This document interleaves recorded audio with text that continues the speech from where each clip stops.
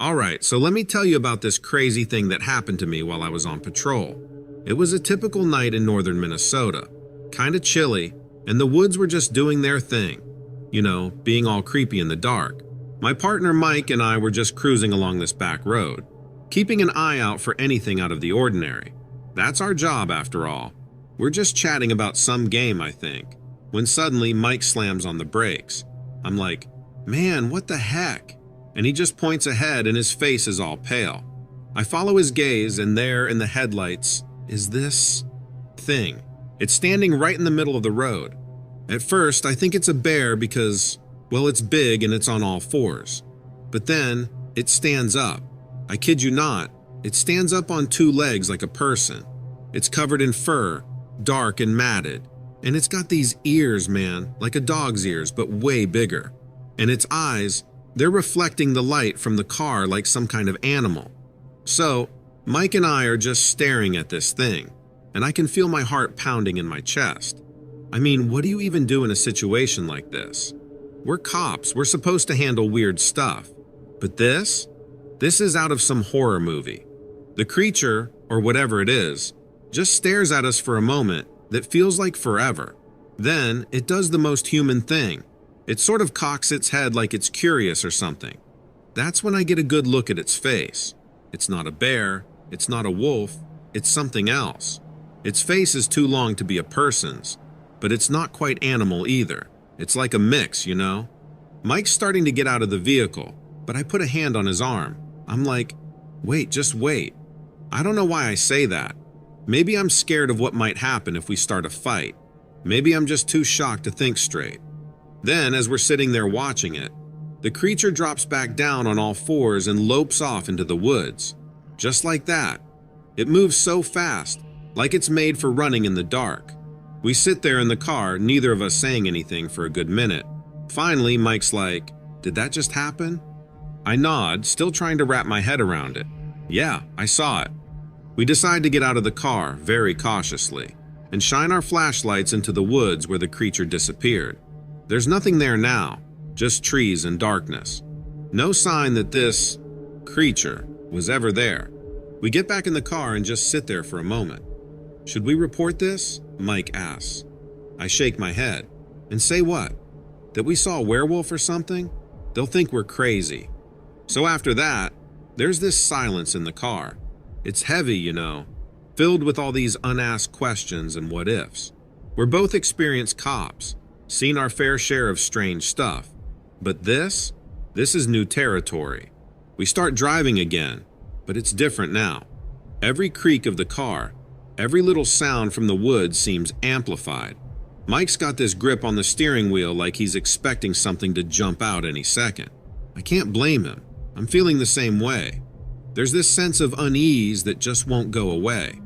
We're driving slower now, scanning the tree line, half expecting to see those glowing eyes again.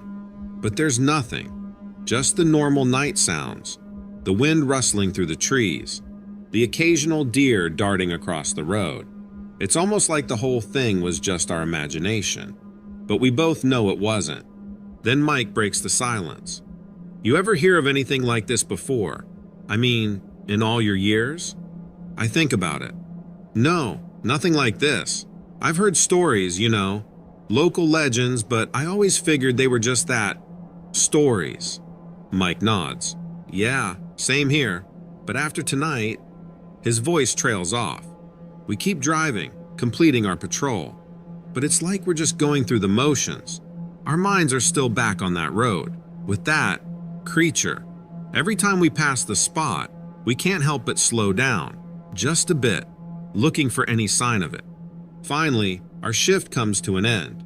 We head back to the station, both of us quieter than usual. As we're signing out, our captain notices our looks. Rough night? He asks.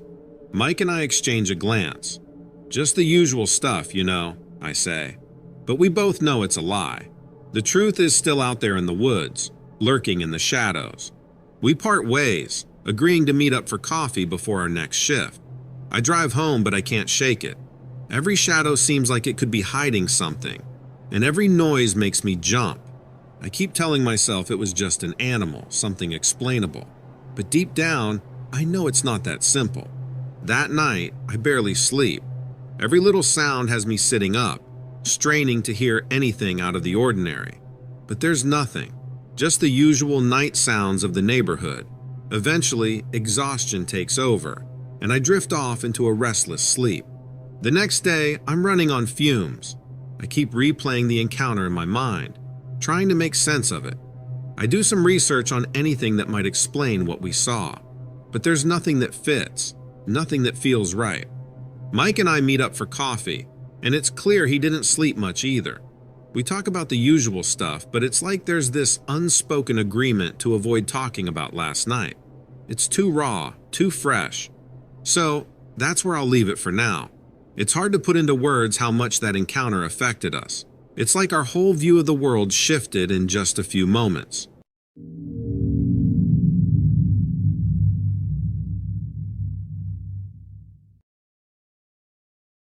Hey, I've got to tell you about this wild thing that happened to me last week.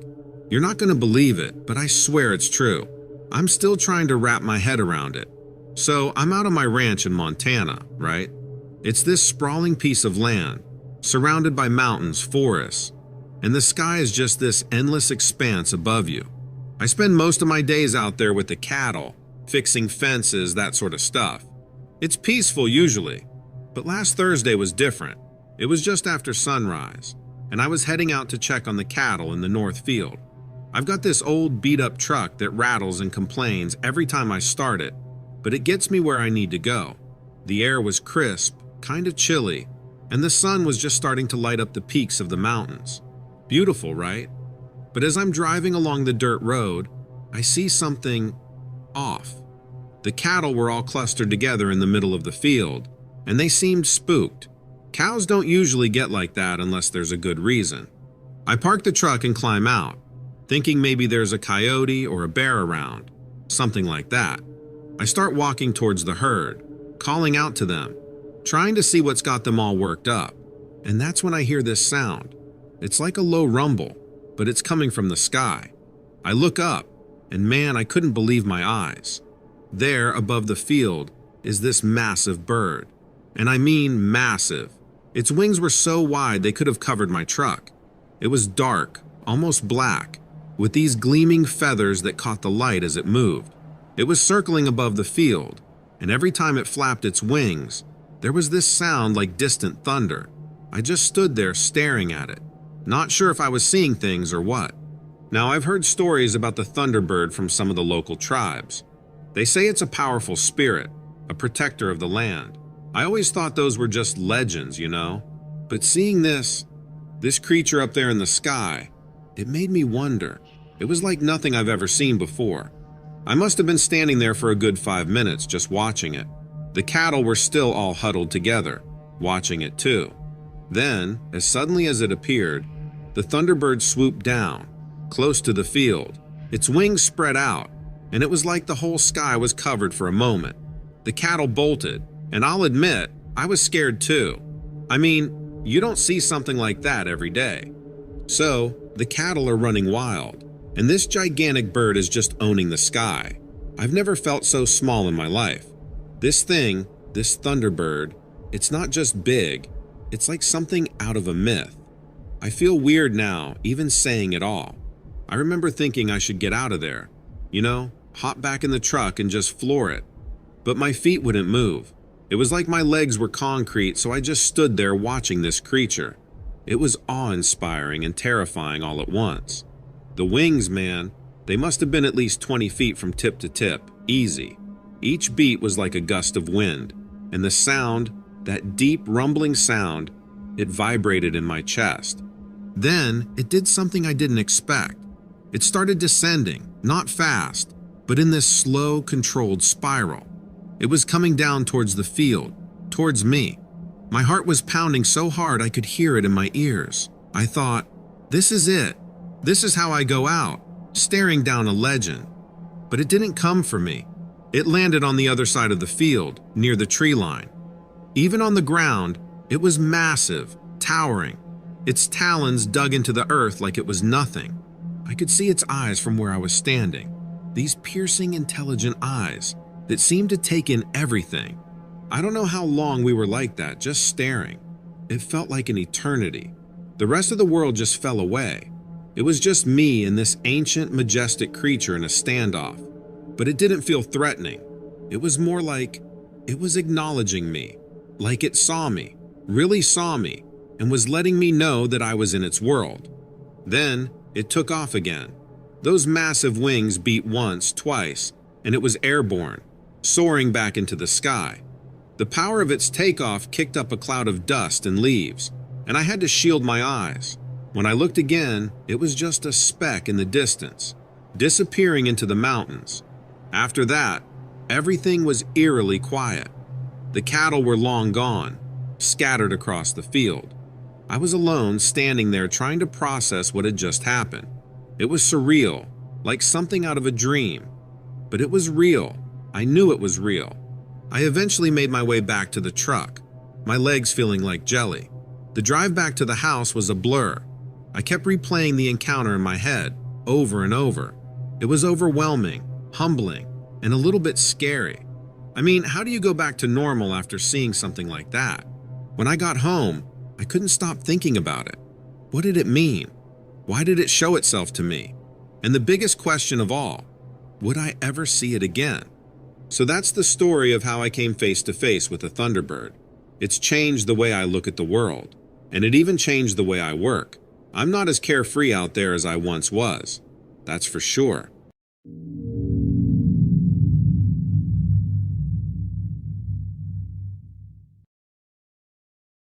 It was June 28th when I was standing in front of the old and creepy gates of Eastern State Penitentiary in Philadelphia. It felt like I was on some spooky history tour, and I was pretty interested because of the ghost stuff related to it. I'm not usually into ghost stories or crazy rumors, but something about this place just grabbed me. This massive old prison made of stone and iron was sitting empty right in the middle of the city. Even though it wasn't used anymore, the sight of it was still intimidating. I had to take a moment before I could get the courage to open the old rusty gate. I'm somewhat of a history buff, and this place, even though it's quite rundown and huge, interested me. It used to be filled with thousands of prisoners, and it holds a part of the dark history of American crime. My footsteps were the only sounds on the old cobblestone streets as I went further into the old prison. The first couple of cell blocks were creepy, like they still held the memories of the people who used to live there. I heard quick, loud footsteps while I was walking past the fourth cell block. Even though it was hot, I got goosebumps. I felt chilled to the bone, and it was like an instinctive alert that gave me a weird feeling at the back of my neck. Maybe it was just the breeze. So, it had rained the other night, which made everything in town, especially the stones, kind of chilly and wet. Also, I kept hearing this weird sound of chains clinking from somewhere far off. Then, I found this old falling apart mess hall. There were all these odd sounds and stuff going on inside, kind of like whispering or soft noises. Honestly, it gave me the creeps. If these walls could talk, I bet they'd have loads of stories. To calm myself down, I figured that sounds are louder in old spaces, especially stone ones. Isn't that part of the fun, though? The creepy feeling was what I was after when I chose to visit this rundown prison. It kept me alert, right? Still, there was a weird feeling that wouldn't leave me alone because of the strange sounds. I kept hearing weird, quiet sounds and felt this creepily cold air, even in what seemed to be empty rooms. It was getting pretty spooky as I hadn't really seen anything odd yet. So, I decided to check out one room. It was pretty tight and damp inside.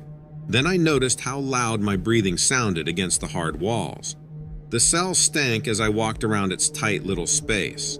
The air felt heavy, and I realized I couldn't hear the normal prison noises as much.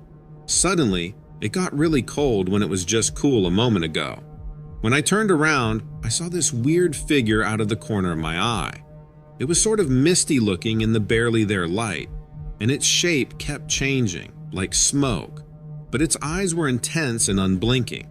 It was really freaky. Honestly, I wasn't prepared for something so intense. I was pretty scared. My heart was pounding hard in my chest.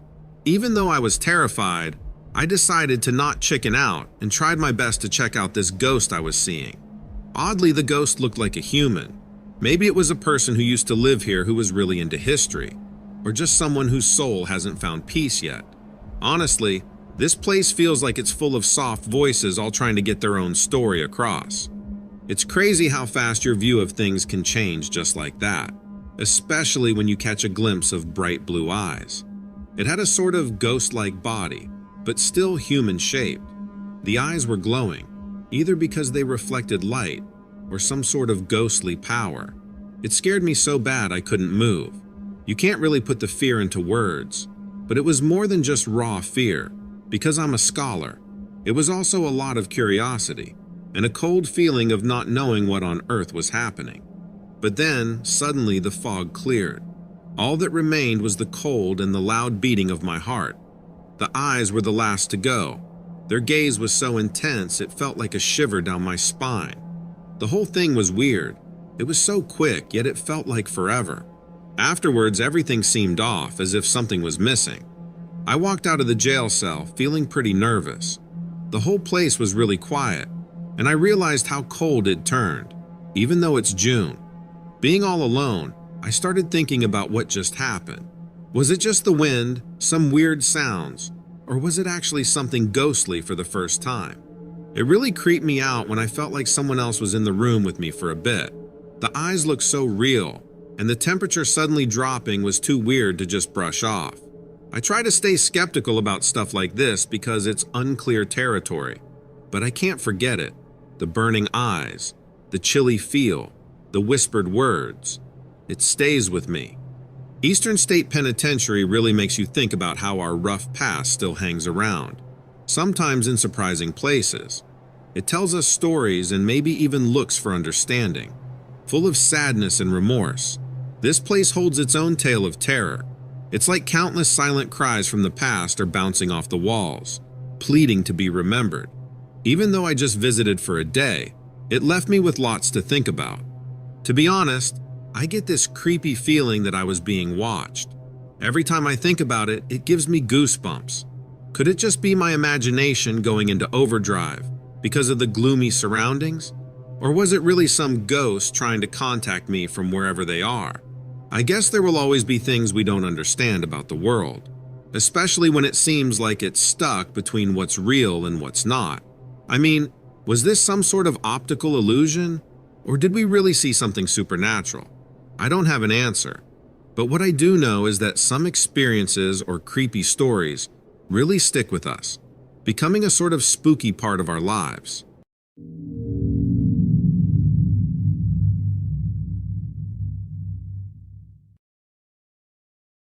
I was on this early morning meditation out in the red rock formations of Sedona, Arizona.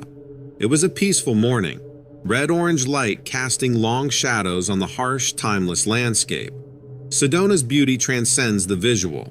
There's an energy there that you can almost touch. It's almost, but not quite, beyond words. I've heard about the energy vortices in the region and have always been intrigued by the pull they say you can feel.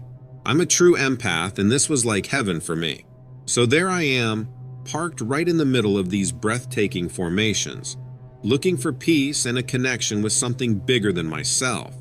I had settled into this groove right on top of a formation that gave me a panoramic view of the sun coming up. During my meditation, I felt a strong connection to the energy of the place. The morning sounds of desert birds were mixed with the scent of sagebrush. For me, this is all like slipping into a deep contemplation, where the world just fades away. That's where I was when these entities showed up. I say the word entities because I don't have a better word for them. At first, I thought I'd slipped a little too far into my own head. The air seemed to ripple, as if disturbed by an unseen force. It started as a soft hum, nearly drowned by the breeze and the whispering desert grass. It was like a low-frequency vibration from the ground beneath me, rhythmic and strangely calming. The earthy aroma I noticed earlier grew stronger. Don't get me wrong, it wasn't unpleasant, but it made itself known, more like rotting leaves, damp earth, even a hint of sulfur, as if I were standing right next to a geyser. It felt ancient, as old as the rocks around me. That's when I felt them, these unseen presences around me. Can't tell you exactly what they looked like, because I never saw anything directly, but I could sense them moving, like shadows creeping on the edge of my vision. The feeling wasn't exactly threatening, but it was definitely strange. Not like they were coming closer, but more like they were drifting around me, like they were just as curious about what I was up to as I was about them. Being out there alone, despite the calm, a thread of unease remained. They had a quietness about them that was comforting, giving me the sense that this encounter wasn't just by chance, like we'd made some sort of silent agreement to share the space. I tried to stay focused on my meditation, though it was difficult with the air charged with an almost tangible tension. It seemed like time had stilled, and even the desert quieted as if in anticipation. I turned my thoughts inward, trying to find my center again, feeling the calm returning, and with that calm, a sense of anticipation. Out of nowhere, a soft sensation, feather-light, grazed my hand. The sensation made me shudder, an involuntary response to the unexpected, and as I opened my eyes, I took in the ambient light around me, which seemed somehow more vibrant, almost alive. As I tried focusing on the apparitions, they stayed just out of my line of sight. But they were there. Several of them slender but solid. They seemed to have a form that wasn't bound by normal physics. Their shape reminded me vaguely of how a child might draw a stick figure, stretched out and distorted, apparently 4 to 6 feet tall. Their heads were oddly large, kind of how a child might exaggerate in a drawing, which only added to the otherworldliness. I don't believe they had faces, with regular features like noses or mouths or such. Where you'd expect eyes, there were just 2 dark spots, deep and unnerving. Just as I was coming to terms with their presence, the humming grew stronger, more resonant. A few more moments passed. The vibrations seemed to pulse in time with my own heartbeat. However, there was no spoken language, but there was a communication, an exchange of energy. It didn't feel hostile or friendly, just open. I can't say I wasn't scared because I was.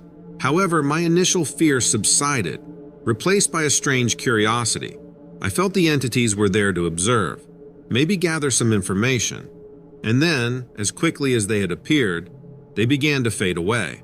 The humming ceased, and the sharp scent in the air cleared.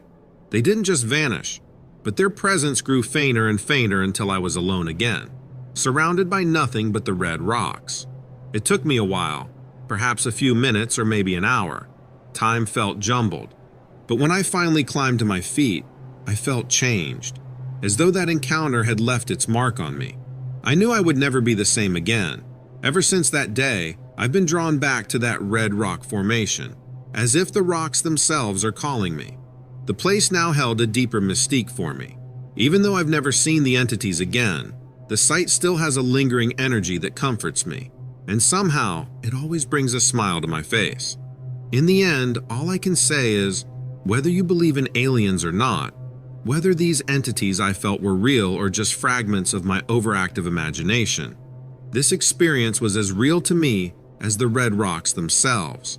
And I don't think I'll ever quite be able to explain what happened that morning fully.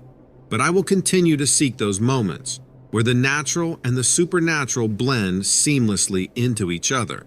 Sometimes, just experiencing something speaks more than any attempt at explaining it.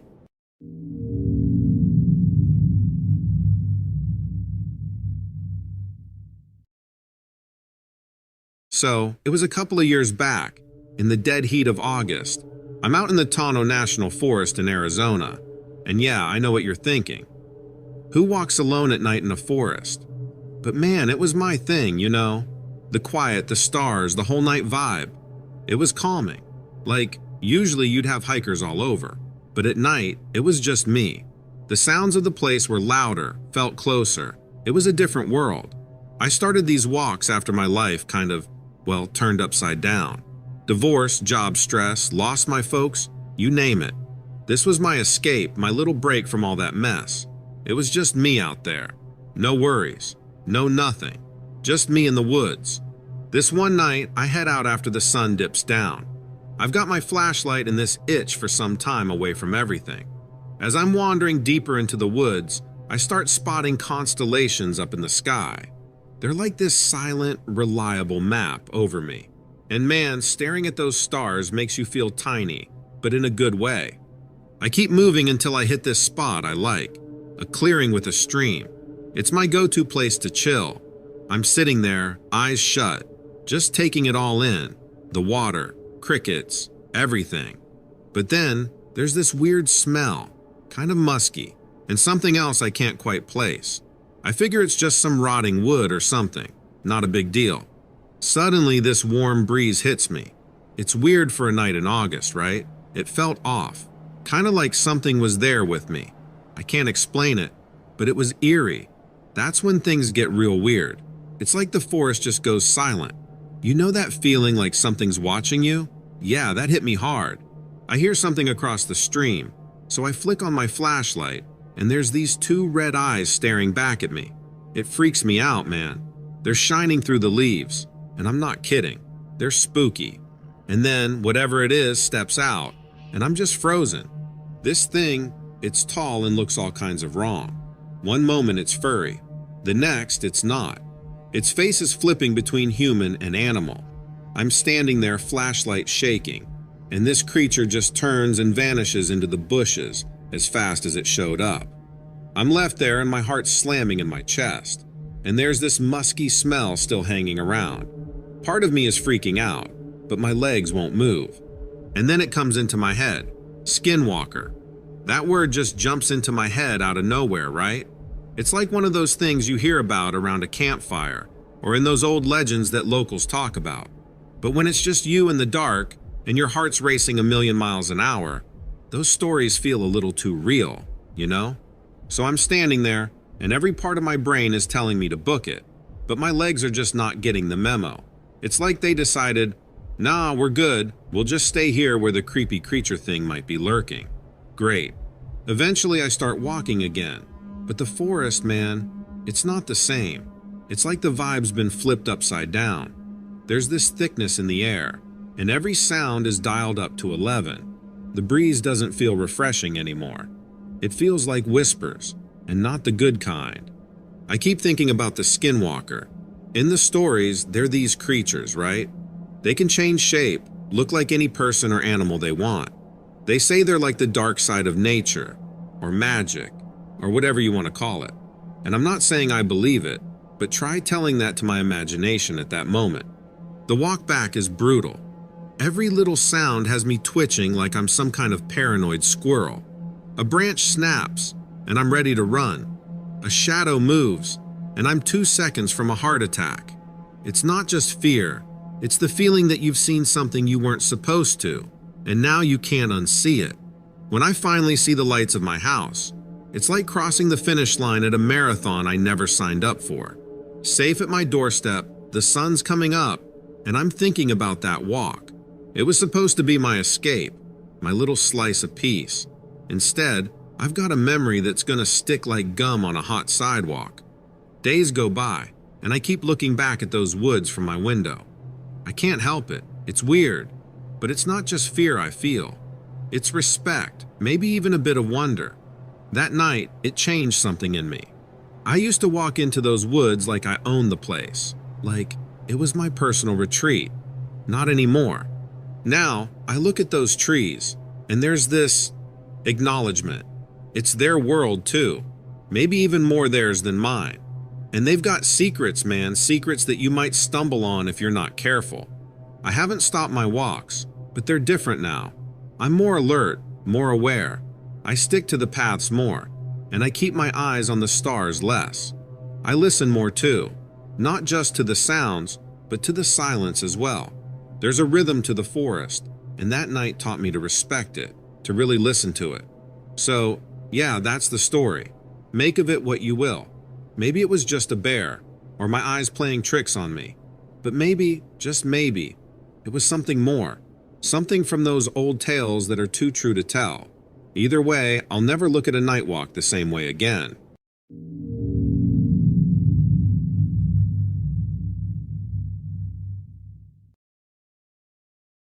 I'm writing in to share this insane thing that happened to me while I was driving through New Jersey.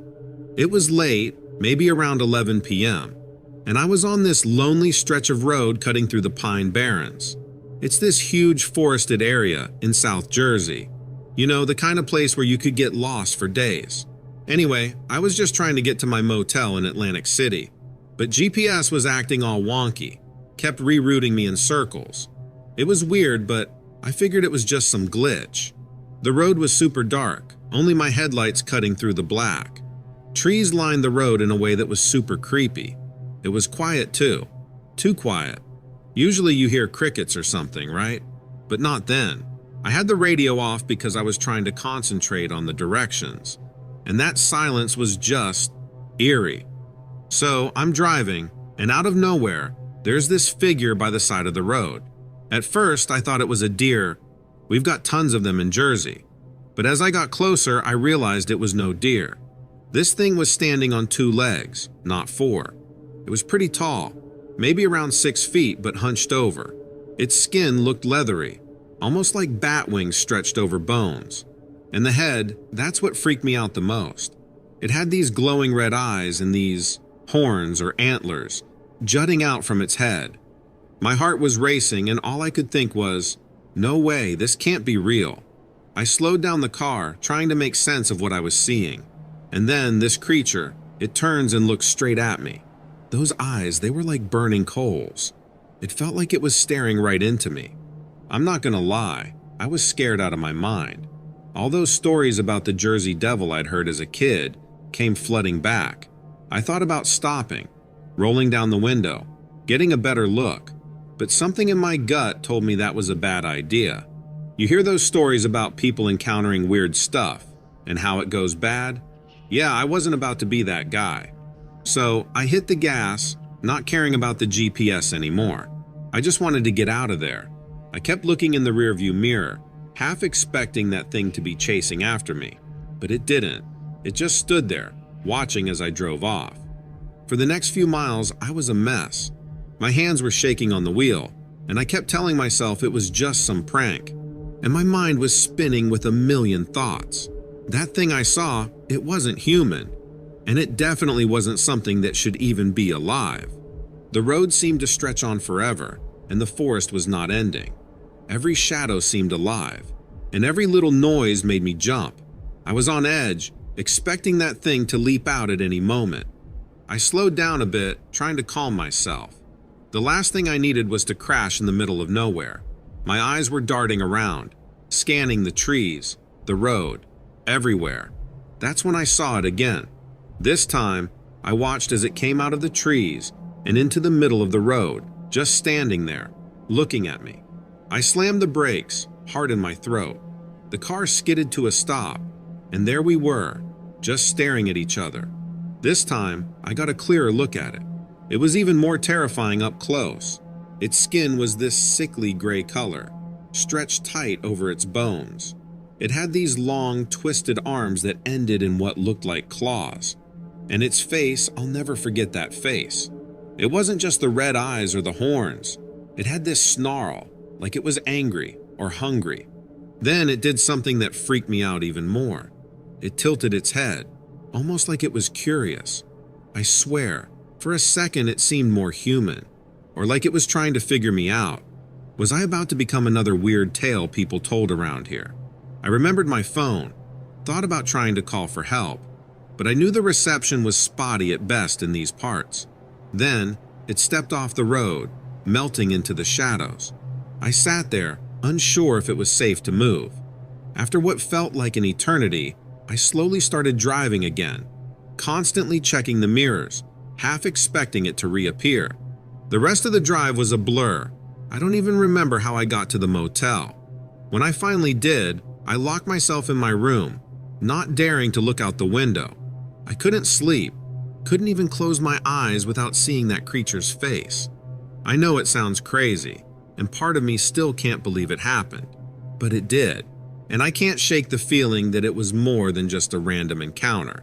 Like, maybe it was trying to tell me something, or warn me. I don't know.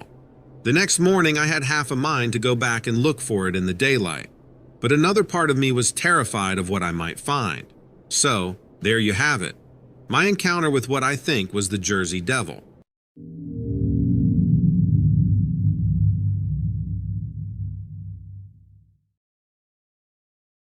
Hey, I gotta tell you about this wild thing that went down at work the other week.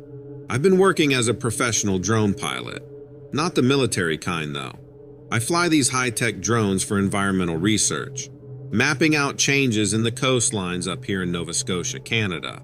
The job's kinda out there, but I get to see some crazy remote spots nobody else does. So, this one time, I'm out near Digby, along the Bay of Fundy, and the tides there are nuts. They go up and down like 50 feet twice a day. That day, I'm out there on the rocks, controlling my drone, and everything's as usual. Birds are flying, the drone's buzzing, and the water's doing its thing. Then I see something on the monitor that catches my attention. At first, I think it's a glitch. You know, like when the screen goes all haywire for a sec. But no, this thing's moving, and it's not a seal or a fish. It's like longer, and it's got these spiky ridges. I'm squinting at the screen, trying to make heads or tails of it. And then I look up, and there it is, out in the water, but closer to the shore. This thing is like something out of a movie. It's got these scales, all shiny and dark, and it's swimming against the tide like it's nothing. I'm telling you, I've seen seals, otters, even sharks around here. But this is like a freaking dinosaur or something. A reptile for sure, with claws that look like they could tear through the rocks. It's long, maybe longer than a kayak, and it's got these eyes that are very aware of its surroundings. I'm no cryptozoologist or anything, but I've heard the stories, you know, the ones old fishermen tell about sea serpents and stuff. Never believed them, not until that day. This thing, whatever it was, had this presence. I'm not gonna lie, it freaked me out. I'm there, standing on the rocks with my drone controller, and for a second I'm not sure if I'm safe or not staying there. But I stay. Curiosity, man, it's a killer, isn't it? So, I get the drone to hover closer, real careful not to spook it, or whatever you'd call it. I'm trying to be all quiet, which is stupid, right? It's not like it can hear me with all the waves and wind, but I feel like I should be quiet, like it's a moment or something. The drone's camera is rolling and I'm thinking, this is it, I'm gonna be the guy who gets the shot, the one that goes all viral and stuff. It feels like hours that I'm watching it swim, but it's only minutes really. Then, this thing does something I didn't expect. It doesn't dive down or take off. It just kind of floats there, and then, this is gonna sound nuts, it looks like it's standing up in the water. Not like a person, but it rises, you know. The top part of it gets out of the water, and it's got this long neck and a head that's looking around. Picture Nessie the Loch Ness Monster, that sort of thing. My hands are all sweaty on the controller, and I'm trying not to make any dumb moves with the drone.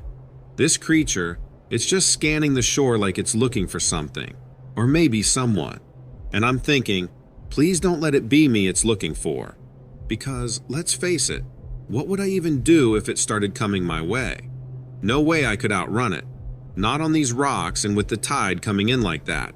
But it didn't come toward me. Instead, it just dropped back into the water, slow and easy, like it was trying not to make a splash. I'm standing there, heart going like a drum in my ears, watching the spot where it disappeared, half expecting it to pop back up. But nothing happens. The water's just water again, waves rolling in, and that thing is gone like it was never there. The drone's still recording, and I'm just frozen for a minute, you know? Like my brain can't decide if it's safe to move yet.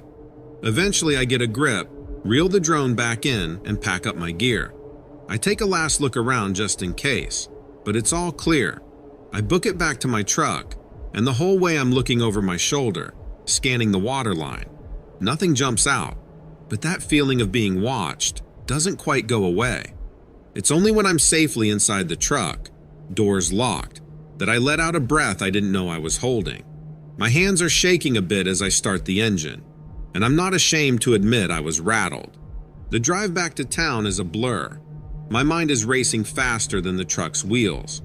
All I can think about is what I saw. The logical part of my brain is trying to come up with explanations. Maybe it was a freakishly large sturgeon or some undiscovered species. But deep down, I know it wasn't anything so mundane. I've seen sturgeons before, and they don't look like that. They don't have eyes that seem to look into you. I get back to my place, and the first thing I do is lock the door. Not that a lock would stop a creature like that, but hey, it makes me feel better. I go straight to the computer, plug in the drone's memory card, and there it is. The footage is clear as day. There's no mistaking what I'm seeing. It's there on the screen, not just in my head. I sit there for a long time just watching the video over and over. It's hypnotic almost. I'm half expecting the creature to leap out of the screen, but it just keeps doing its slow, eerie dance in the water. I finally snap out of it and start to think about what to do next. Who do I tell? Do I tell anyone at all?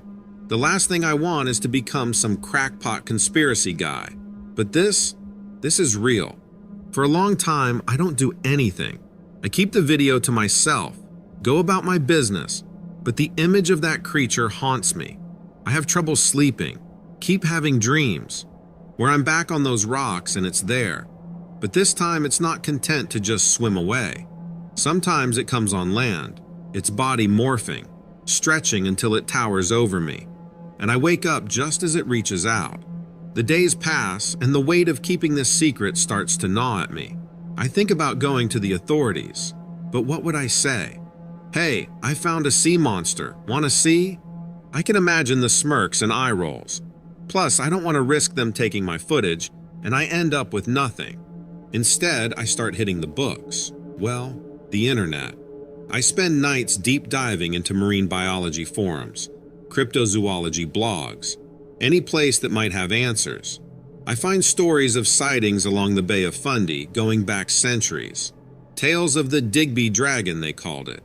None of the stories are quite like what I saw, but they're close enough to make me believe I'm not the only one who's encountered this creature. I even reach out to a few posters anonymously, asking if they've seen anything like what I captured. The responses vary from skepticism to outright enthusiasm, but no one has anything concrete. It's all hearsay and blurry photos. Nothing like the HD footage I have sitting on my hard drive. The whole thing feels like a puzzle with half the pieces missing. There's something exhilarating about it, but also isolating. I can't share the biggest discovery of my life with anyone. It's just me and my computer screen and that thing. I keep flying the drone for work, but every time I send it up, I half expect to see the creature again. It never shows up, and I'm not sure if I'm relieved or disappointed. It's a strange feeling, wanting to encounter something that terrifies you. But I guess that's human nature for you. We're drawn to the things we don't understand. And that's where I'm at now. Still got the footage, still got a million questions, and still no idea what to do next. I honestly don't know if I want to release it.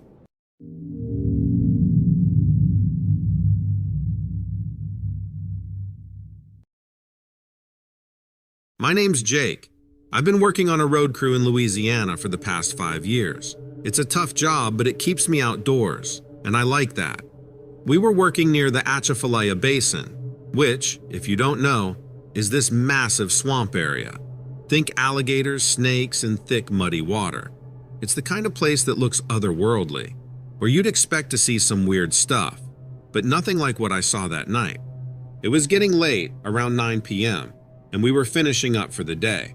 The sun had already set, and the only light we had available came from our trucks and a couple of floodlights. Most of the crew had left, and it was just me and a couple of other guys packing up. The air was heavy with humidity, like it always is down here, and there was this buzzing sound from all the insects. Typical Louisiana evening. I swear you've got to be from there to love it. So I'm there loading tools into the back of the truck, and I hear this weird noise that didn't belong to the swamp. It wasn't an animal sound, at least not any animal I know of. It was this sort of, I don't know, a scraping noise? Like something dragging itself across the gravel. I figured it was just one of the guys messing around with the guys around him, so I didn't think much of it. But then I heard it again, closer this time. I stood up straight, trying to see where it was coming from. I had to crane my neck all around since the source wasn't obvious. At one point, I had to walk a bit away from the site and look around one of the trucks. That's when I saw it. This thing coming out of the trees. It was maybe about 50 feet away from me, and at first, I thought it was a person, but that wouldn't have made any sense out here. But as it got closer, I realized it was all wrong. This thing, it was pale, like really pale. almost white. It was humanoid, yeah, but its limbs were way too long. Its arms reached almost down to the ground, and it moved in this weird, jerky way. It didn't walk like a person. It kind of shuffled, dragging its feet and arms. The most messed up part was its eyes. They were this bright, reflective, like when a light hits an animal's eyes in the dark. I was standing there staring at this thing, and I swear, it felt like time stopped. It was heading right at me but looking down at the ground, and I could feel my skin crawl. Like, how did it know to head for me without looking at me? I've seen gators, snakes, all sorts of wild stuff out here, but nothing like this. It was like my brain couldn't fully understand what I was seeing. Then, the thing made a noise. It wasn't loud, but it was this high-pitched whining sound, almost like a whimper. It took a couple more steps towards me, and that's when I heard one of the guys yell out to me from the truck. "Hey Jake, come on! What are you doing just standing there?"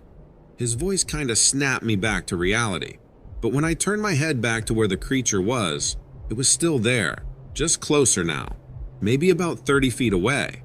Now, I'm not usually the type to get spooked easily.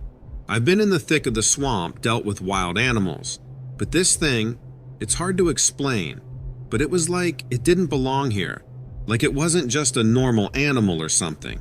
The way it moved was unsettling. It didn't walk. It sort of slithered or shifted along, not even leaving tracks on the ground. Its arms, those long, weirdly jointed arms, they swayed side to side as it moved. I remember the skin. It was sickly looking, kind of like it was stretched too tight over its bones. For a second, I thought about running, but my legs wouldn't move, so I had no choice but to just watch this thing. Eventually, the creature stopped moving and just stood there. It now had lifted its head and was staring at me with those eerie red eyes. I felt like it knew me somehow. The air around us felt charged, like right before a storm hits. It was dead silent, except for the sound of my heart pounding in my ears. I could see its chest moving, slow and steady, like it was breathing really carefully, almost the way a sick person would breathe. And then it made a big sighing sound, almost like a huge exhale, turned and walked slowly back in the direction it had come from. It didn't make a sound, not even the brush of leaves. 1 second it was there, and the next it was gone like smoke. I stood there for a moment, thinking about it all, but also with an empty head all at the same time. That's when the guys started yelling at me again, asking if I was coming. I lifted my hand to let them know I was on my way, and walked over towards the truck. I didn't say anything about the creature to them, just mumbled something about seeing a deer that looked sick. I knew they wouldn't believe me if I told them the truth. Hell, I wasn't even sure I believed it myself. The rest of the drive back was quiet. I kept looking out the window and into the mirror, back at the swamp, half expecting to see the creature following us. But there was nothing. When I got home, I just laid in bed looking at the ceiling and wondering if anyone else had seen something similar. But I couldn't bring myself to call anyone and tell them my story and ask what they thought. In my head, it was like this creature, whatever it was, didn't exist anywhere but in that swamp, and no one else could possibly know about it. In a wonderful but crazy twist, the next week I was transferred to a different crew, further north. It helped me to sleep at night, even though it was hard to shake the feeling of being vulnerable when outside. Oh well, I just keep plodding along and hoping I get better, and that nothing like this happens to me again.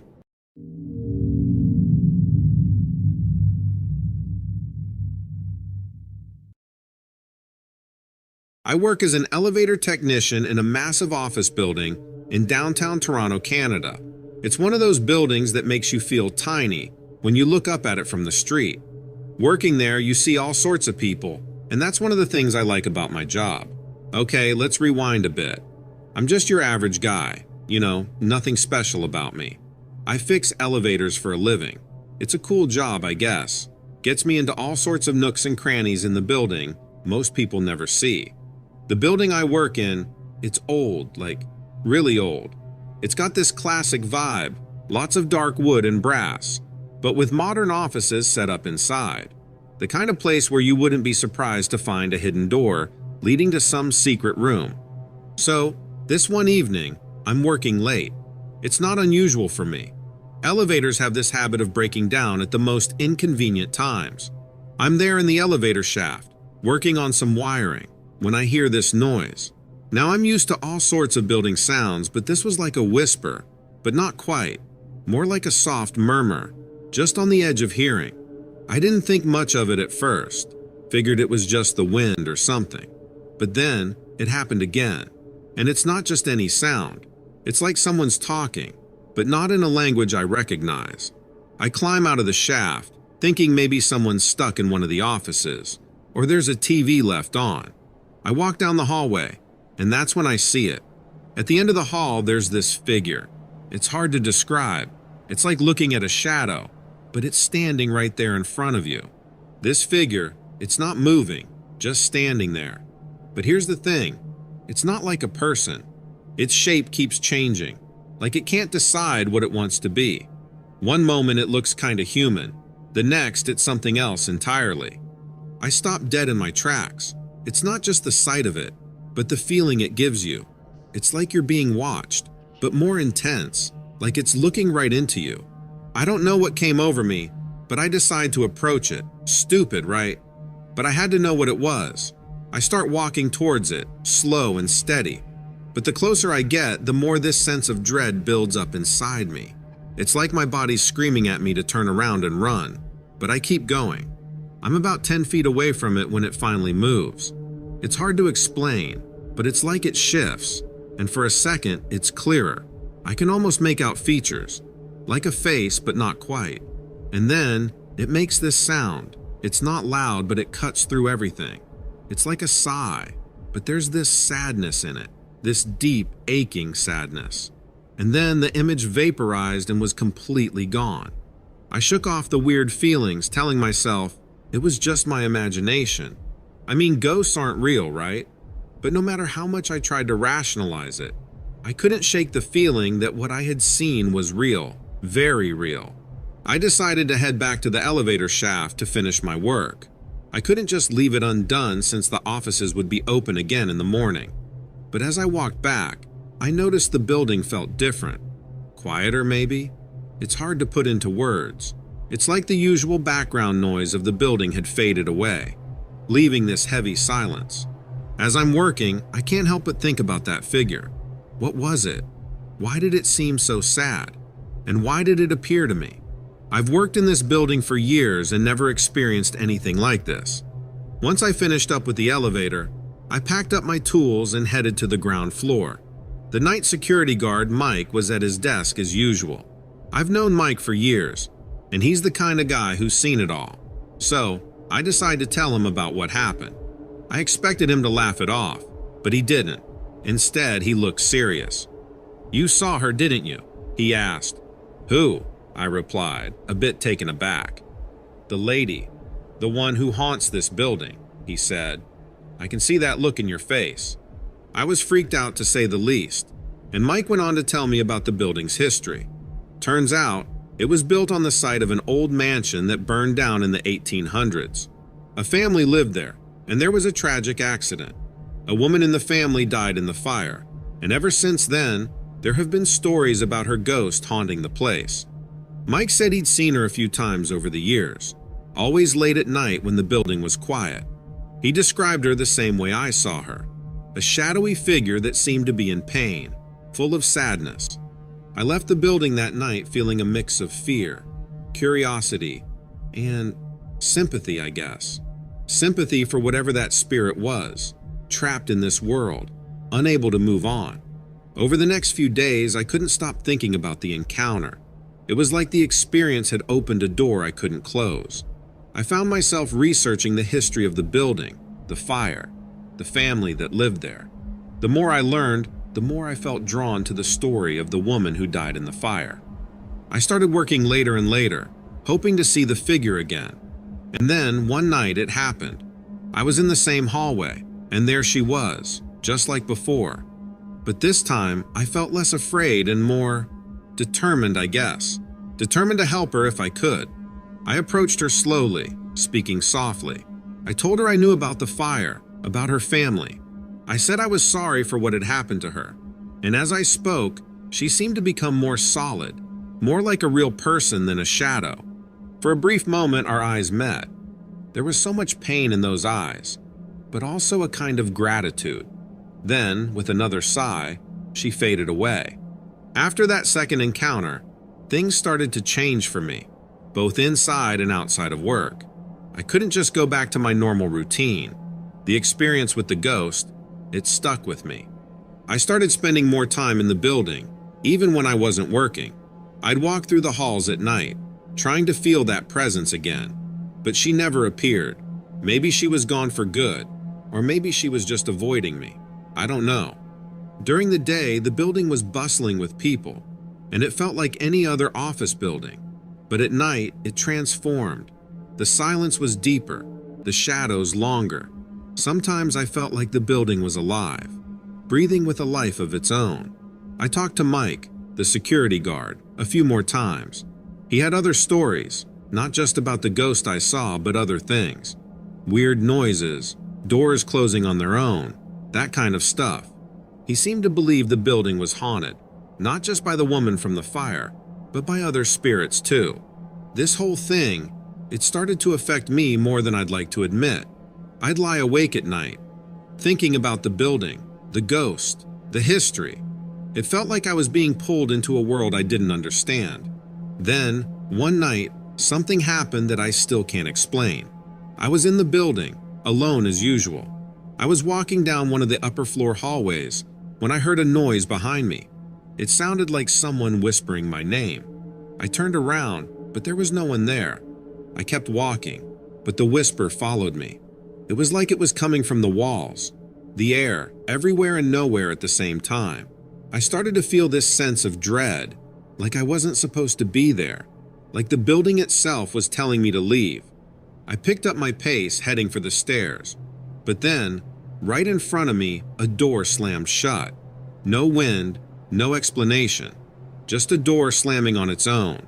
That was the last straw for me. I ran down the stairs out of the building and didn't stop until I was back on the street. I stood there panting, looking up at the building. It looked so normal from the outside, just another office building in the city. But I knew it wasn't. There was something wrong with that place, something unnatural. After that night, I decided to take a break from the late nights in the building. I needed some distance, some time to clear my head. I still worked there, but I kept my distance from the ghost, the whispers, all of it. I don't know what to make of all this. Part of me wants to go back, to try and understand what's happening in that building. But another part of me is scared of what I might find, or what might find me. So that's where I'm at right now, stuck between curiosity and fear, between the known and the unknown.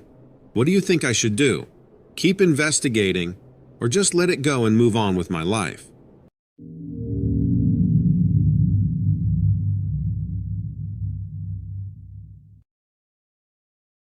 Alright, so let me tell you about this crazy thing that happened to me last winter. I'm not really the type to believe in all that supernatural stuff, but man, this was something else. I was up in northern Minnesota, near Boundary Waters Canoe area. It's a beautiful place, lots of woods, lakes, the whole deal. I'm a pretty outdoorsy guy. Been hiking and camping my whole life, so I know my way around the woods. I was out there for some solo camping.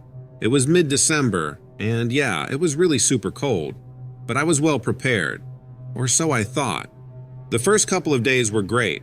I did some fishing when the sun was out, and took some long hikes. It was peaceful, really peaceful. Then, on the third night, things got weird. I was in my tent trying to fall asleep when I heard this noise outside. It was this weird kind of howling sound, but not like a wolf or anything. More, I don't know, desperate. It was hard to place. Curiosity got the better of me, so I decided to check it out.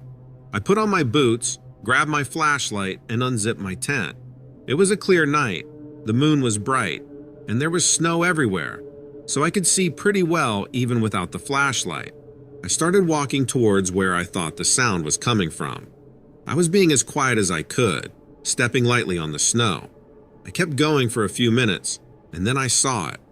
Man, even thinking about it now freaks me out. It was standing by a tree, tall and thin. way too thin for a person. Its skin was this weird gray color, almost like it was sick or something. And its eyes, they were just these glowing spots in the dark. I froze. I mean, what do you even do in that situation? Run? Scream? I didn't know. It didn't move either, just stood there staring. And I'm not sure at what. Then it made that sound again, that awful howling sound. It was louder this time, close enough to make my ears hurt. I remember thinking my ears were going to start bleeding or something. That's when I saw it move. This thing, the Wendigo or whatever it was, started closing in on me. Its movements were jerky, unnatural. It was like watching one of those old stop-motion movies, you know? It was terrifying, but I couldn't look away. I backed away slowly, not wanting to turn my back on it. Every step it took, the snow beneath its feet didn't even seem to crunch. It was like it was floating or something. I don't know how to explain it. The thing about it that really got me, though, was the smell.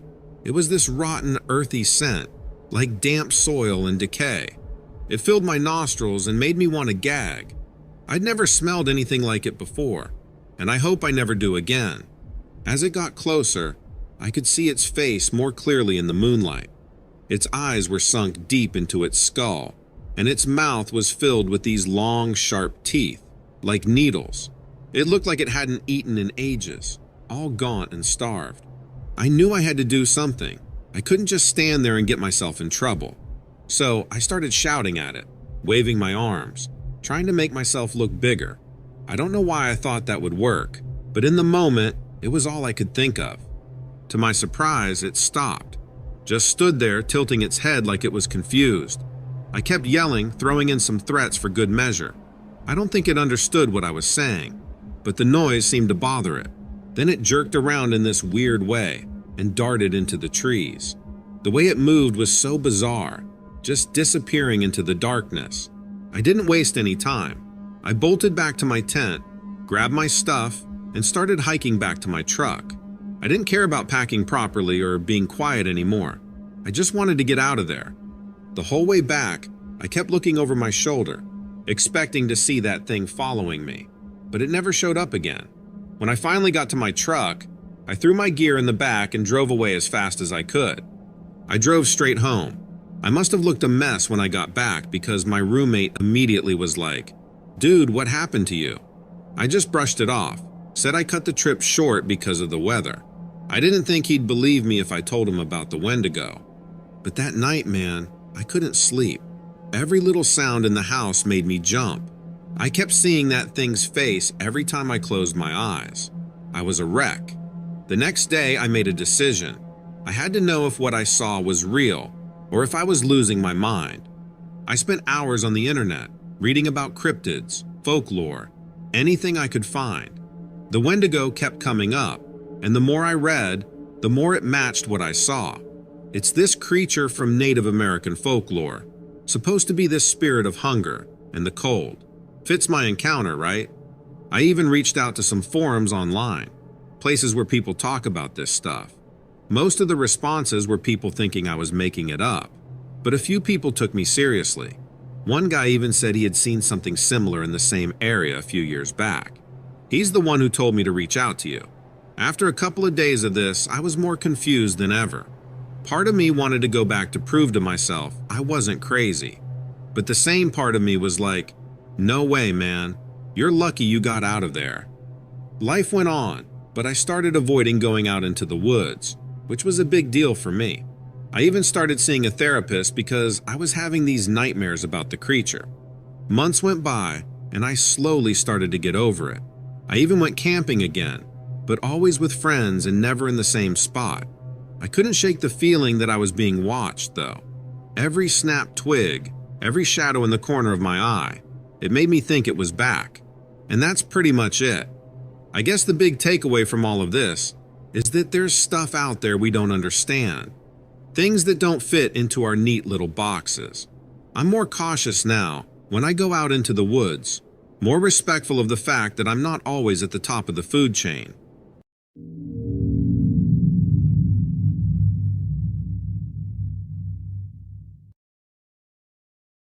Alright, so let me tell you about this one time at work. It's not your usual day at the office kind of story. I work with gas pipes, you see, the kind that run for miles through some of the most remote areas in Oregon, namely the Gas Transmission Northwest Pipeline, or GTN for short. It transports natural gas from Canada to Washington, Oregon, and California.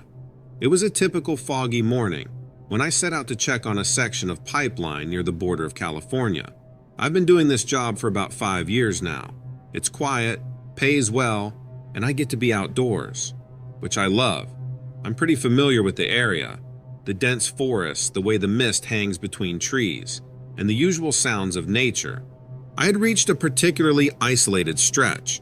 The GPS on my truck was acting up, which happens sometimes out there. I wasn't too worried though. I know these woods like the back of my hand. I parked the truck near a clearing and started my routine walk along the pipeline.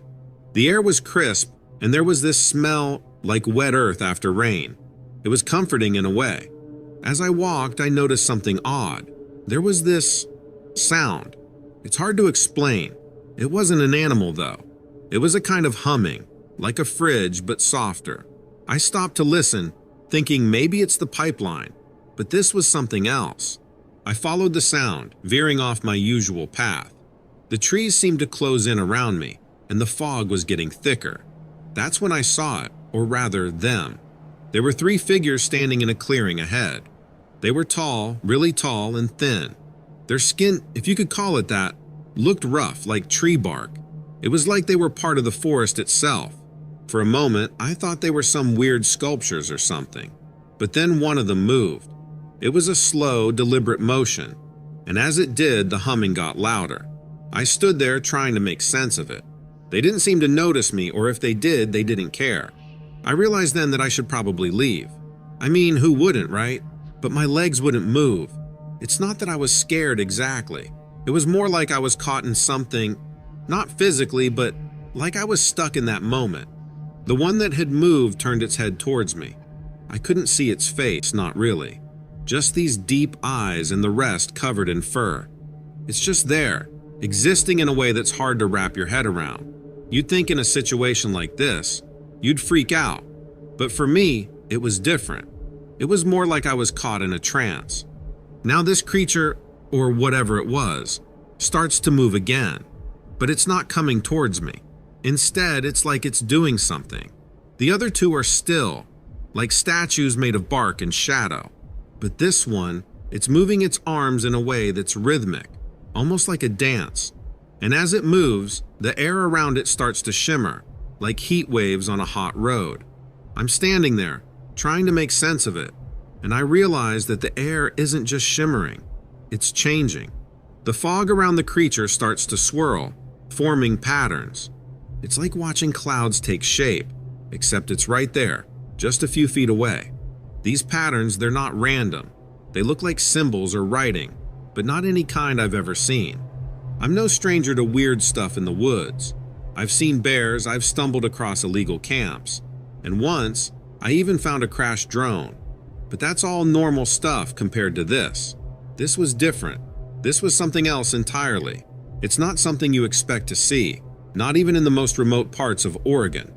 The creature stops moving, and the symbols hang in the air for a second before fading away. The atmosphere changes then. It's like a pressure has been lifted. The creature and its companions are still there, but that intense feeling, the one that had me rooted to the spot, it's gone. I take a step back, and it's like that's the signal they were waiting for. Without a sound, they start to fade. It's not like they're walking away. They're just becoming less and less there. In a few seconds, they're gone completely, and the fog rolls back in, covering up any sign that they were ever there. I stand there for a moment longer, trying to make sense of what just happened. It feels unreal, like a dream, but I'm wide awake. Finally, I turn and start making my way back to the truck. I'm not running, but I'm not taking my time either. The walk back is a blur. I'm trying to process what I've seen, but my mind can't seem to hold on to it. It's like trying to remember a dream after you've woken up. Bits and pieces stick with me. The shimmering air, the symbols, the way the creature looked at me, but the rest is slipping away. When I get back to the truck, I sit there for a while, just staring at the steering wheel. I'm not scared exactly. It's more like I'm overwhelmed. I've seen something that doesn't fit into the world as I know it, and I don't know what to do with that. Eventually, I start the truck and head back to the office. The drive back is automatic. I don't really remember it. I'm lost in my thoughts. After that encounter, work became different for me. Every time I went out to those remote areas, a part of me was on high alert, half expecting to see those creatures again. But nothing out of the ordinary happened. Life, as they say, went on. One day, about a month after the encounter, I was out in a similar area, not too far from where I had seen those creatures. I was doing my usual checks when I noticed something on the ground. At first, I thought it was just a piece of bark or a fallen branch. But when I looked closer, I realized it was a carving. It was a small piece of wood, smoothed down and etched with symbols. The symbols were similar to the ones I had seen that day. I picked it up, turning it over in my hands. It was finely crafted, the carvings precise and deliberate. I looked around, half expecting to see someone or something watching me, but there was no one, just the quiet of the forest. I pocketed the carving. This couldn't be a coincidence, but what did it mean? The rest of the day, I couldn't focus. My mind kept returning to the carving and what I had seen weeks ago. By the time I got home, I had made up my mind. I needed to find out more about what I had seen. I couldn't just pretend it hadn't happened. Oregon has its fair share of stories about strange creatures and unexplained phenomena, but nothing quite fit what I had seen. I looked into natural explanations too. Maybe it was some kind of optical illusion or a trick of the light, but deep down, I knew it wasn't that. The carving was a tangible link to what I had experienced. I kept it with me, a constant reminder that what I had seen was real, at least to me. I even showed it to a few people, trying to pass it off as just an interesting find. But no one could tell me anything about it. To them, it was just a piece of wood with some odd carvings. For me, there was no second encounter, just the quiet forest and the endless miles of pipeline, day after day. And that's where my story ends for now. I still work the same job, and I still walk those same paths, but I do it with a different perspective. So, that's the end of my story. It's not wrapped up with a neat bow. There are no clear answers, just an experience that changed the way I see the world around me. And maybe that's just totally okay.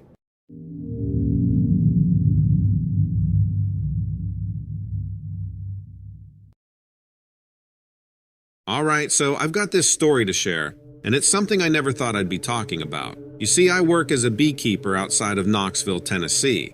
It's not your everyday job, I know, but it's what I do. I tend to hives, collect honey, and yeah, get stung more than I'd like to admit. That's the question everyone asks. This happened a few weeks ago when I was out in the fields, checking on some hives we have set up near the edge of the woods. It was just a regular day, sunny but not too hot, perfect for beekeeping. I was suited up in my gear, smoking the hives to calm the bees before I started inspecting them. So, I'm out there, minding my bees when I start hearing this noise. It was like a heavy thumping kind of sound, but the sound was getting closer, and it didn't have the rhythm of an animal walking. It was more deliberate, heavier. That's when I saw it. This thing, I can't even describe it properly, but it was like a dog, but not really. It was standing on its hind legs, which right away is not normal for any dog I know. This thing was tall, maybe 7 feet or more, covered in dark fur. Its eyes, man, its eyes were the weirdest part. They were this bright, almost glowing yellow, and they were fixed right on me. Now, I've read stuff online about dogmen and all that, but I never really believed it. But there I was, standing maybe 30 yards from this thing. It didn't make any sound, just stood there staring at me. And I'm in my bee suit, smoker in hand, frozen, not with fear, but just in shock, I guess. The weirdest part? It didn't seem aggressive at all. It wasn't growling, wasn't showing its teeth, nothing like that. Its eyes kept holding mine, and I swear it was like it was trying to communicate something. Now, I'm no animal expert, but I've spent enough time around wild animals to know when one's feeling threatened or aggressive. This was different.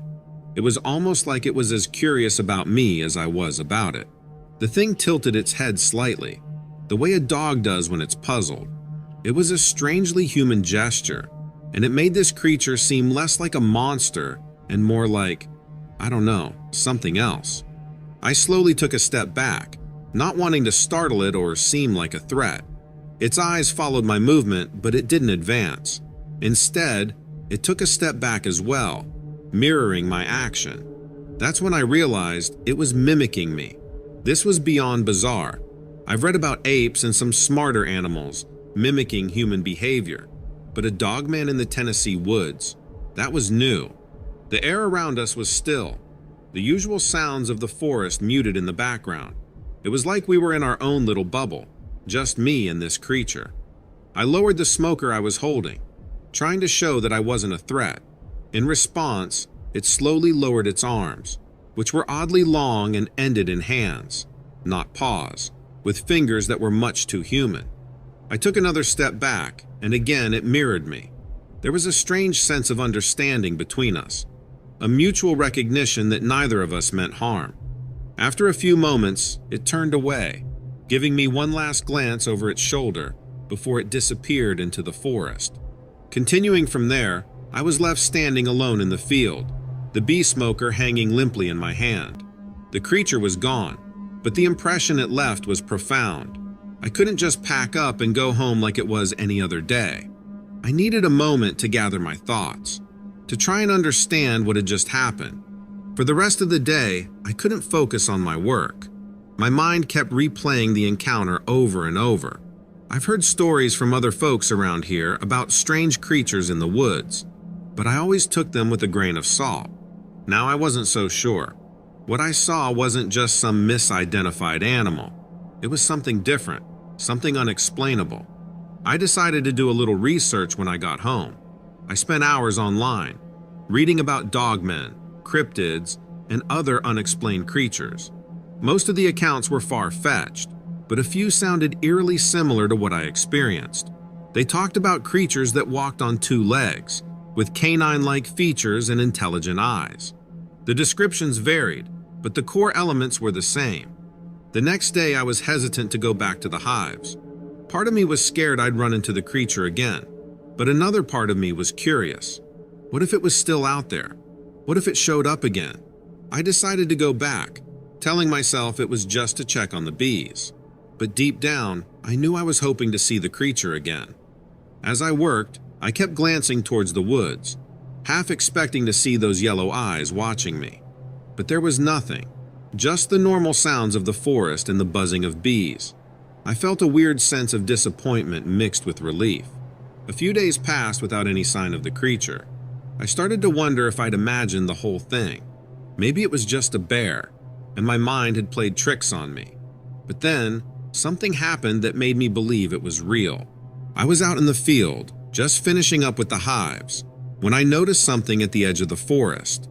It wasn't the creature, but it was a footprint, larger than any bear or wolf print. It was distinctly canine, but the size and shape were all wrong for any known animal. And there was something else, a smaller set of prints, like a child's, but with the same canine shape. That's when I knew for sure. What I saw wasn't a one-time occurrence. This creature, whatever it was, lived in these woods, and it wasn't alone. So that's my story. I still work the hives, still go out to the same field near the woods, but I haven't seen the creature since that day.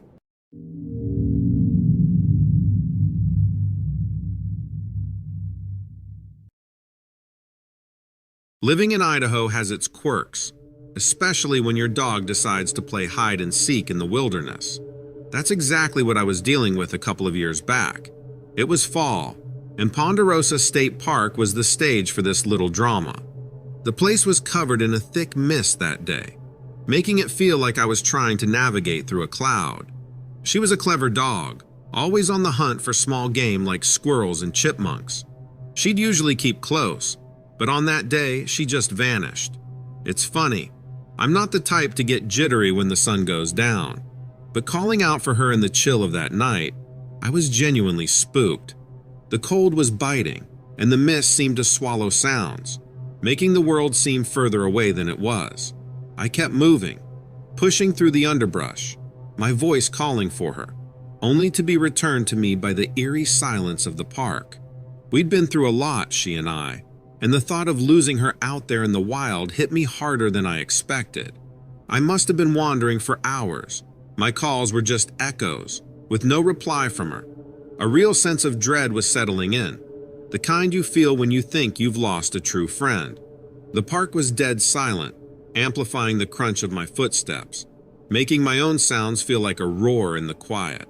It's strange how your mind starts to mess with you in situations like that. The shadows seemed to twist and turn, and every little rustle in the underbrush had me on edge. I was about ready to give up for the night, the cold having seeped into my bones, when I caught wind of something odd. It was a noise, faint, but it was creeping closer.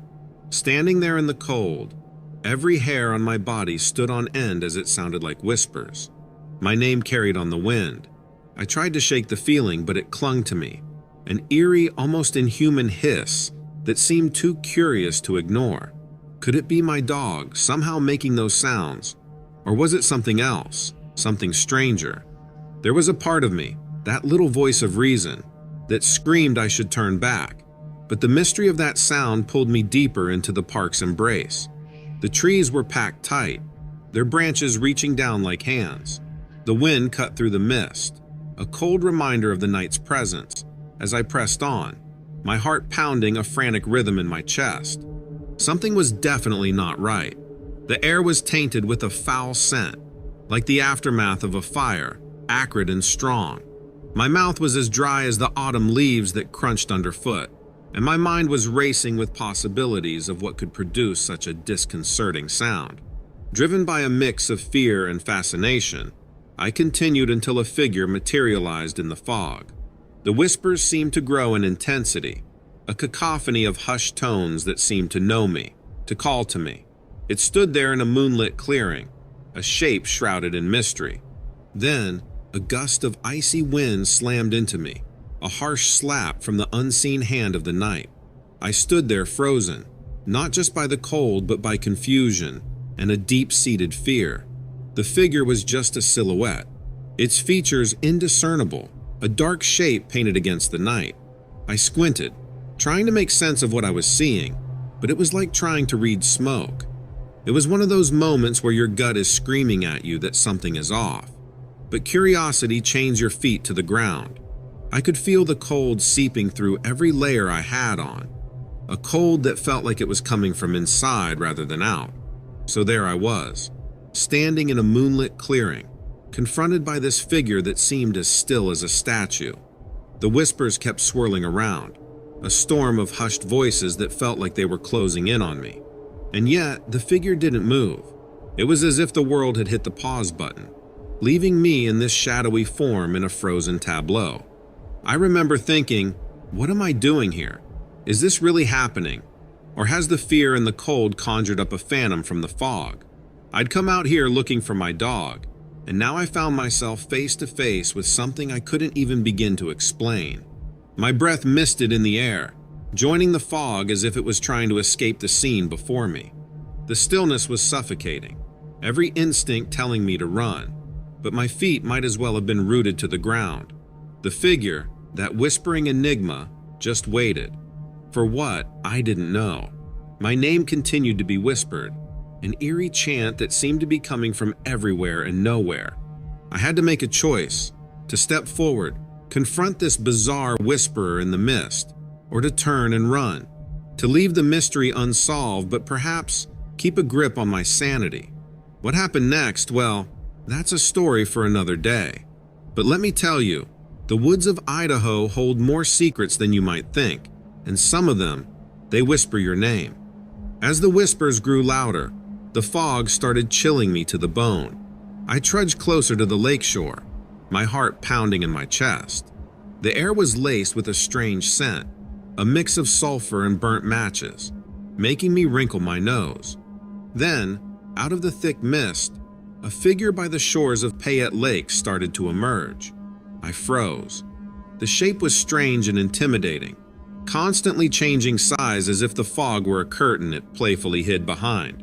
One moment it appeared small and hunched, and in the blink of an eye, it transformed into a towering, ominous presence. It had these curves on its head, like horns, and what seemed to be wings unfurling in the shadows. I couldn't see its face, but two glowing red spots pierced the darkness, fixating on me. The whispers turned into a roar in my ears, and beneath them, there were these strange, almost musical tones. It was downright spooky. My instincts screamed at me to run, to get out of there as fast as I could. And finally, my feet started to move, almost slipping on the wet grass as I turned to flee. I was in full panic mode, running, tripping, and crashing through the undergrowth. Branches seemed to grab at me, trying to hold me back. But those glowing eyes, they never left me. They were burned into my memory. I don't know how far I ran, but the whispers and the cold wind started to fade, replaced by the natural sounds of the forest coming to life at night. I was panting, heart thumping, when I suddenly heard a familiar bark. My head snapped up.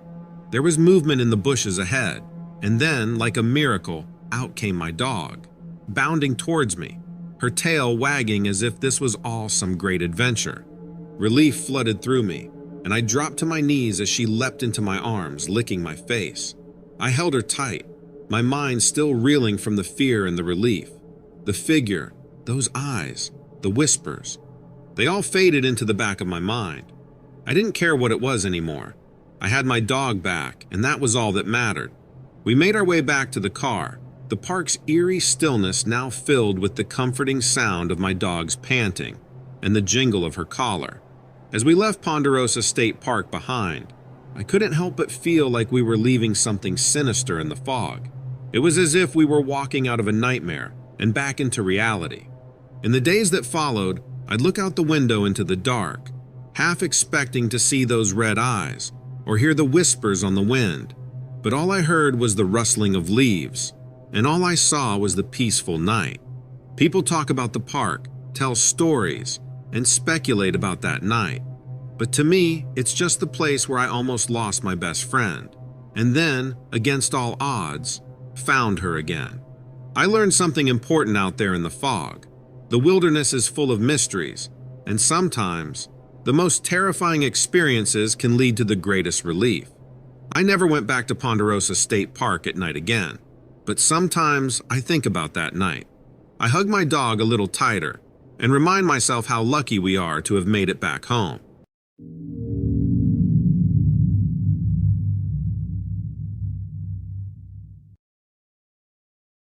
This story is going to sound crazy, but every word is true. My wife and I have been married for 8 years. No kids yet, but maybe someday. I work in IT and Samantha's a teacher. Not the type to make up stories or see things that aren't there. We'd been saving up for years to buy a piece of land to build our dream house. Finally found this perfect spot in Northern California, right in the heart of the redwoods. Beautiful, secluded, just the kind of place we wanted. It's near this little town called Orick, not far from the coast. You've probably never heard of it. Anyway, we head out there one weekend to check out the land, map out where we're gonna build, that kind of stuff. It's a gorgeous day, I remember as well.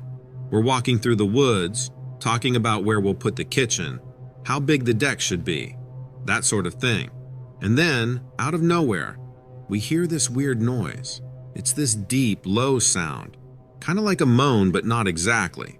I look at Samantha and she's got this puzzled look on her face. We stop walking and just listen. There it is again, that sound, only now it's closer. We're standing there trying to figure out what it could be. We're not exactly experts on wildlife, so we're just guessing. Now, the trees in this part of the woods are super thick, so you can't see very far ahead. We're squinting, trying to see if there's anything moving between the trees. That's when we see it. This huge figure, standing maybe 30 yards away from us. It's covered in hair, dark brown, almost black. It's standing on 2 legs, like a person, but it's no person. It's easily over 7 feet tall. Samantha grabs my arm, tight. Neither of us can believe what we're seeing. It's just standing there, looking at us. I remember thinking it's got to be a person that we are mistaking for a creature. But deep down, I know it's not.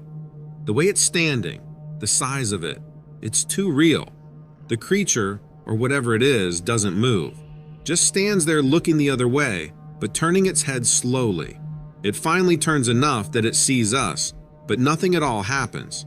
And then, as if it decides we're not a threat, or maybe not interesting, it turns and walks away.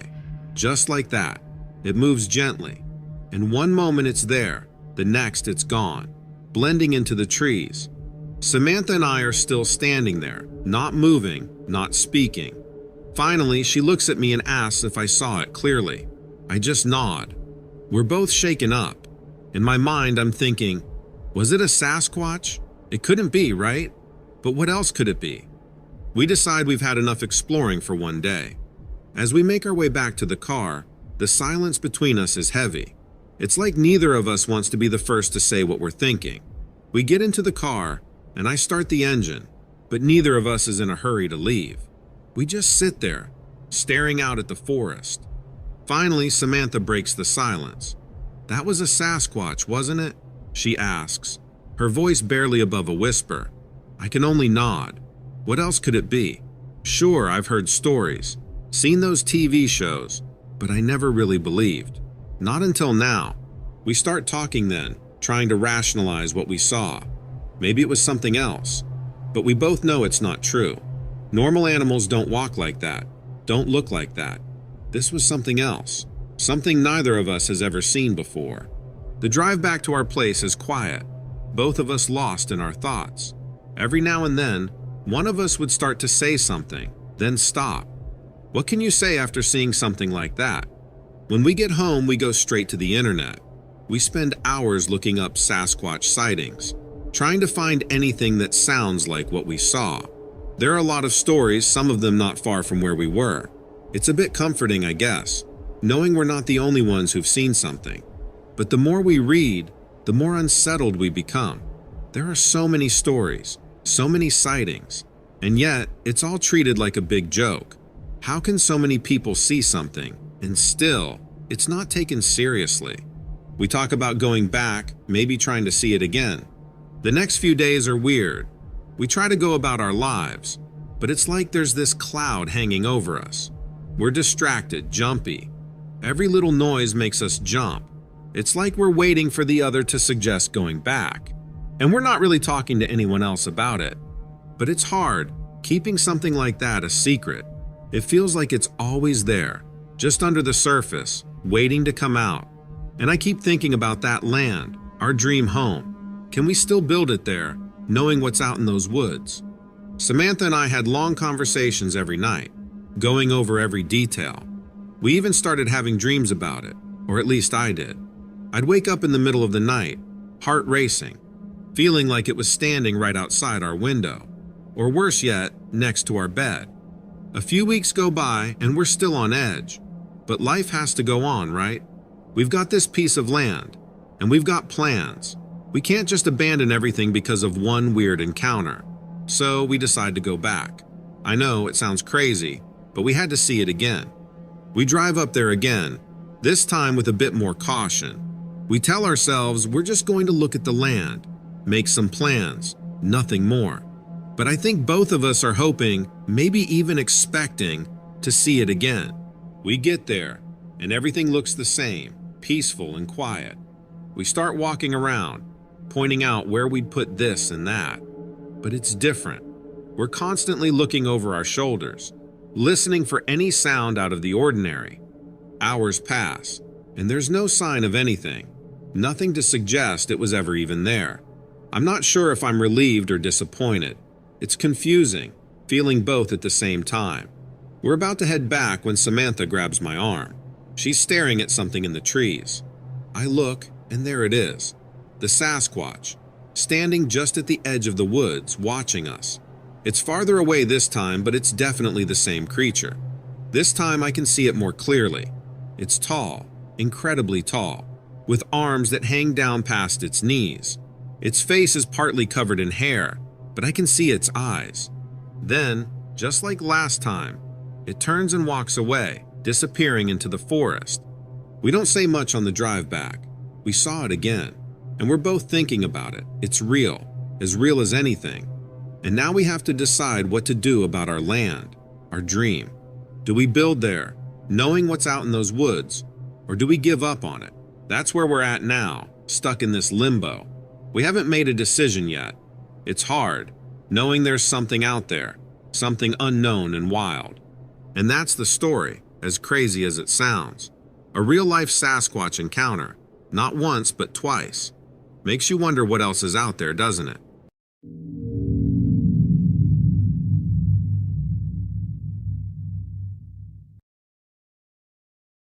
I'm writing this to let you all know about something that happened to us while we were building our tiny house out here in Utah. It's something right out of a cryptid story, and I still can't wrap my head around it. We bought this beautiful 3-acre plot in Utah for our dream of living minimally in a tiny house. We planned to grow a garden and be as self-sustainable as possible.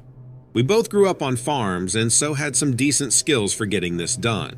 It's just me and my wife, and we've always been these outdoorsy types. The place where we were is pretty remote, surrounded by thick woods and with this big open sky above. We started this project of building our tiny house a few months back, and had been doing it almost every day since. It was tough, but man, it was worth it. So this happened like 2 weeks ago. We had just finished up for the day, and it was getting dark. We were sitting outside. We had built a fire and were having a couple of beers, and just enjoying the peace. That's when it started. We heard this sound that was unusual for the area. It was this rumble coming from the edge of the woods. At first, we thought it might be a bear, and so we gathered up any food that was around and prepared ourselves to get in the truck if we needed to. But the sound was confusing. It was more, I don't know, sinister? Anyway, we tried to not panic at first and just listened and watched. We talked softly and tried to go about our evening, but it wasn't long before we saw it. It was massive, easily the size of a large bear, but it was not a bear. It had this thick black fur, and its eyes were glowing red, like actually glowing. It was standing just at the edge of the forest, and it seemed to be circling us and checking us out from every direction. We were both completely still. We had stopped talking but had come close together, and were nudging each other to try and send messages to each other. We would later confirm with each other that the creature really had this presence about it, like it was more than just an animal. It felt, I don't know, otherworldly. It started moving towards us, slowly moving out of the trees and into the clearing where we were. Its movements were eerily silent for something of its size. We were scared out of our minds. I mean, what do you even do in a situation like that? We were so far out, no one would hear us if we screamed, and our cell phone didn't work out here either. And just when it got close enough that we could see its features more clearly, it stopped. Its eyes were flickering all over the clearing, looking at us, at the construction, the fire, all of it. Its fur was so dark, it seemed to absorb the light around it, and its muscular frame was evident even under the thick coat. It continued to stand there, just a stone's throw away from us. I kept thinking that the darkness of its fur made the glowing red of its eyes even more pronounced, like burning coals in a pitch-black room. That's what my brain was registering. The way its eyes and its fur were complete opposites. Weird how your brain works sometimes. Also, it was the kind of size that makes you realize just how small and vulnerable you are. How nature is always in charge when it comes right down to it. Its shoulders were broad and hulking, muscles rippling under that thick coat with every subtle movement it made. It was like looking at a creature that was built for power, an apex predator. This wasn't a scrawny, skulking beast. It was robust, well-fed, and its physique was just intimidating. The way it carried itself, there was a sort of grace to it, a predatory elegance. You could tell it was used to being the biggest, baddest thing in the woods. For something that big to move so quietly, so effortlessly, it was unnerving. It didn't match up with anything natural. Animals that size, they make noise when they move. They break twigs. They rustle leaves. You can feel their steps on the ground. But this thing, it was like it was moving above the ground, barely disturbing the air around it. And then it retreated back into the darkness of the forest. I felt a mix of relief and disbelief. The silence that followed was almost as intense as the encounter itself. My wife and I looked at each other. our expressions a mix of fear and wonder. We didn't say anything for a long time, just listened to the now seemingly louder sounds of the night. Believe it or not, we stayed out there, but the days that followed were filled with a strange tension. We continued our work on the tiny house, but our conversations often drifted back to that night.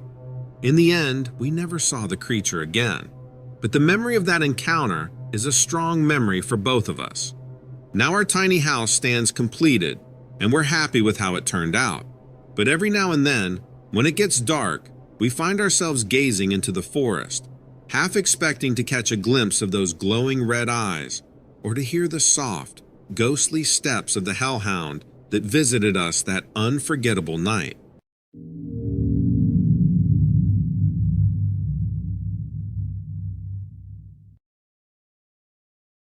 So, I went for a walk the other day. Nothing out of the ordinary, just me and my Labrador Max, making our way down this trail we've been down like a million times before. It's out by Lake Thunderbird, that big reservoir in Norman, Oklahoma. Been living here most of my life and I thought I had seen it all. But this day, well, let me tell you, I realized I hadn't. I'm an average Jane, not really the type to attract the spotlight or go looking for trouble. I work an office job, do the 9 to 5 grind, and then I'm home. The most adventurous part of my day is usually deciding what TV show to binge next. Max, he's been my sidekick for a good 10 years. We're both getting on in years, so we take it slow, but we like it that way. So we're walking, right? The sun is about to set. Max is sniffing around, doing his thing, and I'm lost in my thoughts about what I'm going to make for dinner, when all of a sudden, Max stops dead in his tracks. I tug on the leash a bit, but he's not moving, just staring off into the trees. I follow his gaze, and that's when I see them. Not one, but 3 figures. They're tall, freakishly tall and thin. Their skin, if you can call it that, looked gray and sort of shimmered, like when heat rises off the pavement in the middle of summer. They had these big round heads, way too big for their bodies, and their eyes, man, their eyes were like these huge black almonds.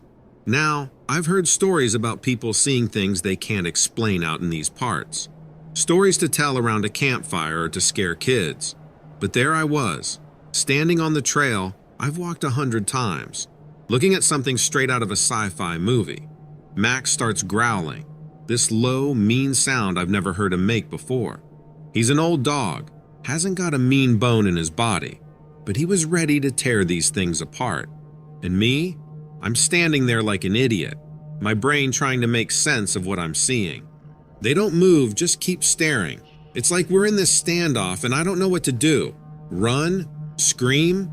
I mean, what do you do when you come face to face with aliens? Because let's be real, that's what they had to be. Aliens in Oklahoma. Then, one of them, the one in the middle, starts to move forward. It's not walking, not really. More like gliding over the ground. It's getting closer, and Max is going nuts now, barking his head off, but I can't move. I'm not scared, not exactly. It's more like I'm just stuck there. Like my feet decided this was a good time to grow roots. It stops, maybe 10 feet away from us. And I get this feeling, like it's trying to say something to me, only there's no words. It's all in my head, this voice. It's clear as day, but not speaking. It's saying, don't be afraid. But here's the kicker. I wasn't afraid. It was like that voice, or whatever it was, just pushed all the fear out of me. And I'm just standing there, looking at this alien, and I start to feel like maybe this is supposed to happen. Like I was meant to be here, on this trail, at this exact moment. I turned around to look behind me at one point, and when I turned back, I couldn't see them anymore. And I'm left there with Max, who's suddenly all wagging tail and panning like nothing happened. And I'm wondering if I just lost my mind, or if this really just happened. Max is tugging on the leash, ready to keep going like we just saw a squirrel or something. Not 3 beings from who knows where. We reach the end of the trail, and I'm feeling a bit silly now. Must have been my imagination, it's gotta be. I mean, who sees aliens on a dog walk? So, I decide not to say anything to anyone. Days pass, and I'm doing my best to forget about the whole thing. But I can't. There's this feeling I have, like when you know you've forgotten something important, but can't quite remember what it is. It's nagging at me, day and night. I start noticing little things, like how the TV flickers to static at exactly 10:13 p.m. every night, or how Max will sometimes stop and stare at a corner of the room, growling softly. And I've been having these dreams, vivid ones, where I'm standing on the trail and the sky is full of stars, so bright it's almost daylight. And in the dreams, I hear that voice again, the one that told me not to be afraid. I'm trying to keep it together, to keep going like everything's normal, but it's hard. It's like my senses have been cranked up to 11. I notice every shadow, every little noise. I've become jumpy, always looking over my shoulder. And it's not just me. Friends have started asking if I'm okay, saying I look tired, distracted. I just laugh it off, tell them work's been crazy, but I know it's more than that. I keep going back to the trail too. Can't seem to help myself. I go at different times, hoping to see, I don't know what, answers maybe? Or maybe just to prove to myself I'm not losing it. But every time, it's the same. Nothing happens. Until one evening, about 2 weeks after the first encounter. I'm there with Max and the sun is setting again, casting that same golden light through the trees. We reach the spot where we saw them, and I feel a chill. Not fear, just a kind of anticipation. And then it happens. The air changes, feels charged, electric. Max starts growling, that same low growl from before, and I feel it, that sense of someone watching me. I turn around slowly, and there they are, the same 3 figures, standing at the edge of the clearing. But this time, they're not alone. There's a ship, or what I assume is a ship. It's nothing like I've ever seen before, all smooth and shiny, no seams, no rivets, nothing. And it's hovering there, not touching the ground, just floating. The middle one steps forward, the same one that communicated with me last time. And I hear the voice again. Only this time it's clearer, stronger. "We have returned," it says, "for you." Now I know how this must sound, like something out of a movie or a book, but I swear it's the truth. And I'm standing there with my old dog and these aliens, and I know this is it. This is the moment everything changes. They beckon me forward, and I go. I don't know why. It's like I'm not in control of my feet. Max is beside me, quiet now. No more growling. I reach out, and the world goes bright. So bright I have to close my eyes. And then, nothing. I can't see, can't hear, can't feel. I'm just floating, lost in this sea of light. When I come to, I'm lying on the trail. Max licking my face. The ship, the aliens, they're gone. But I know it wasn't a dream. It was real, all of it. And I've got to find out why. Why me? So that's where I'm at, looking for answers to questions I don't even know how to ask.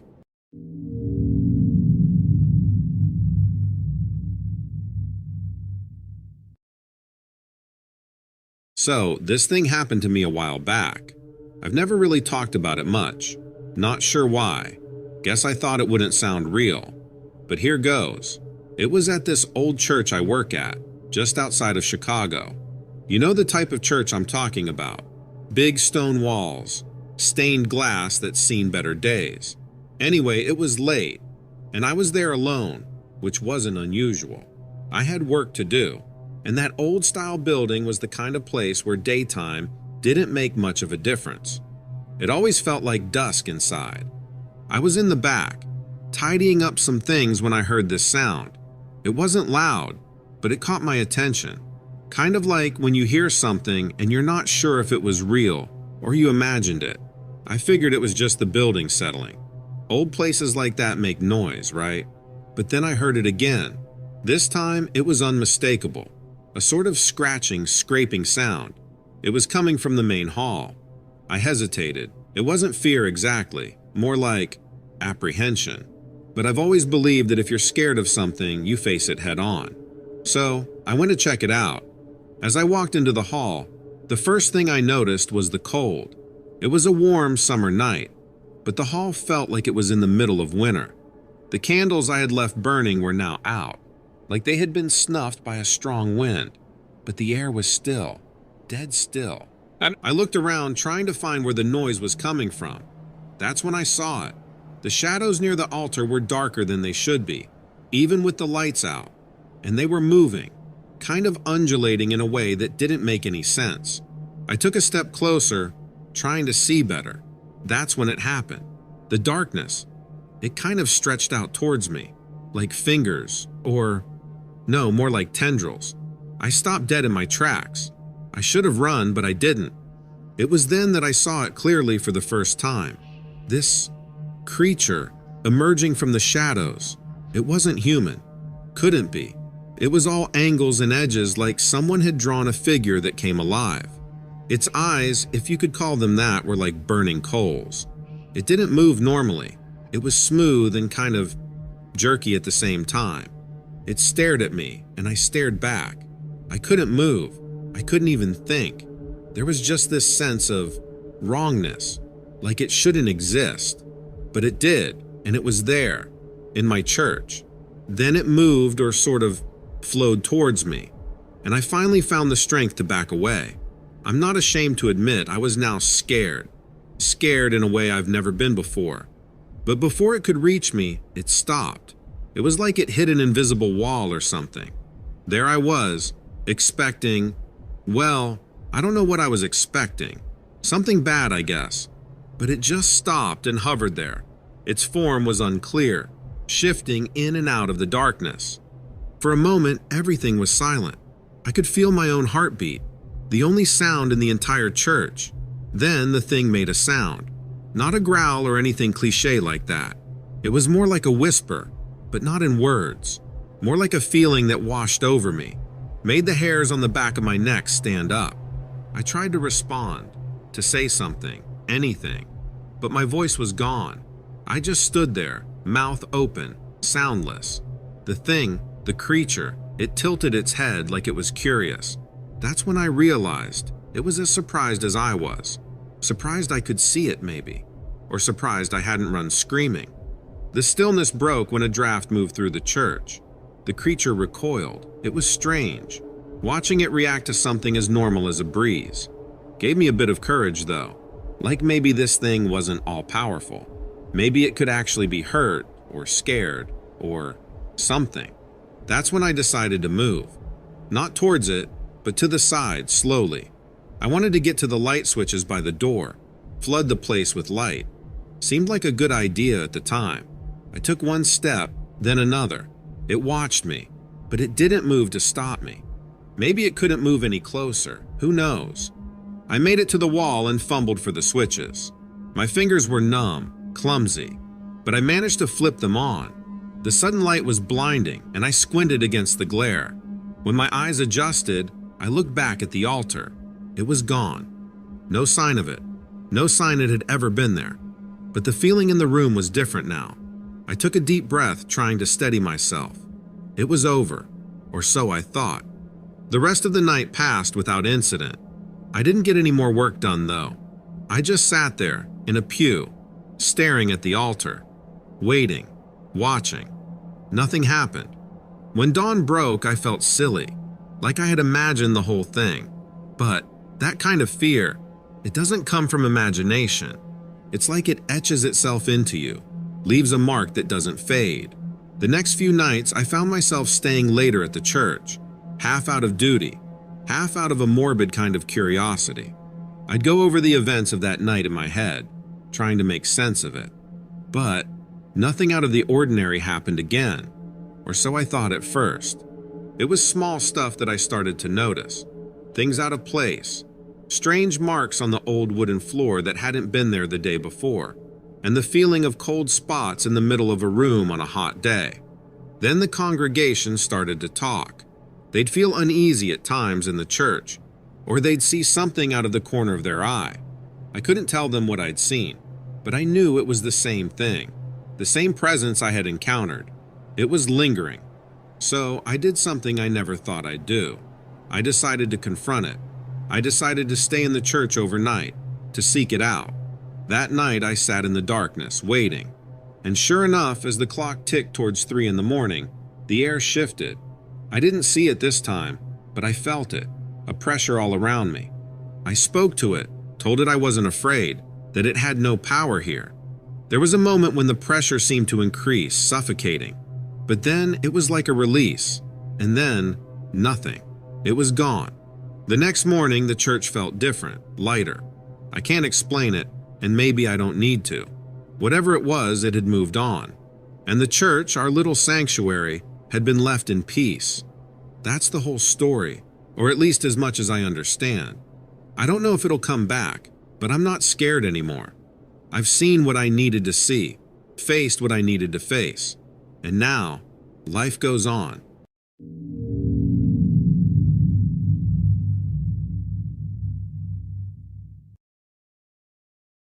Alright, so let me tell you about this wild thing that happened to me. It's honestly still hard to believe. I'm just an average guy, nothing special about me. I work in IT, love hiking, and have a pretty quiet life. So, a few months back, I decided to buy a house. I found this sweet deal on a place in Vermont, USA. The catch? It was right next to a graveyard. Now, I'm not superstitious or anything, but even I had to admit it was a bit creepy. The house itself was old, like really old, but it had character and it was a lot of house, cheaper than my price range. I figured I could deal with it for a few years, then sell and move on. The first few weeks were uneventful, just settling in, fixing stuff.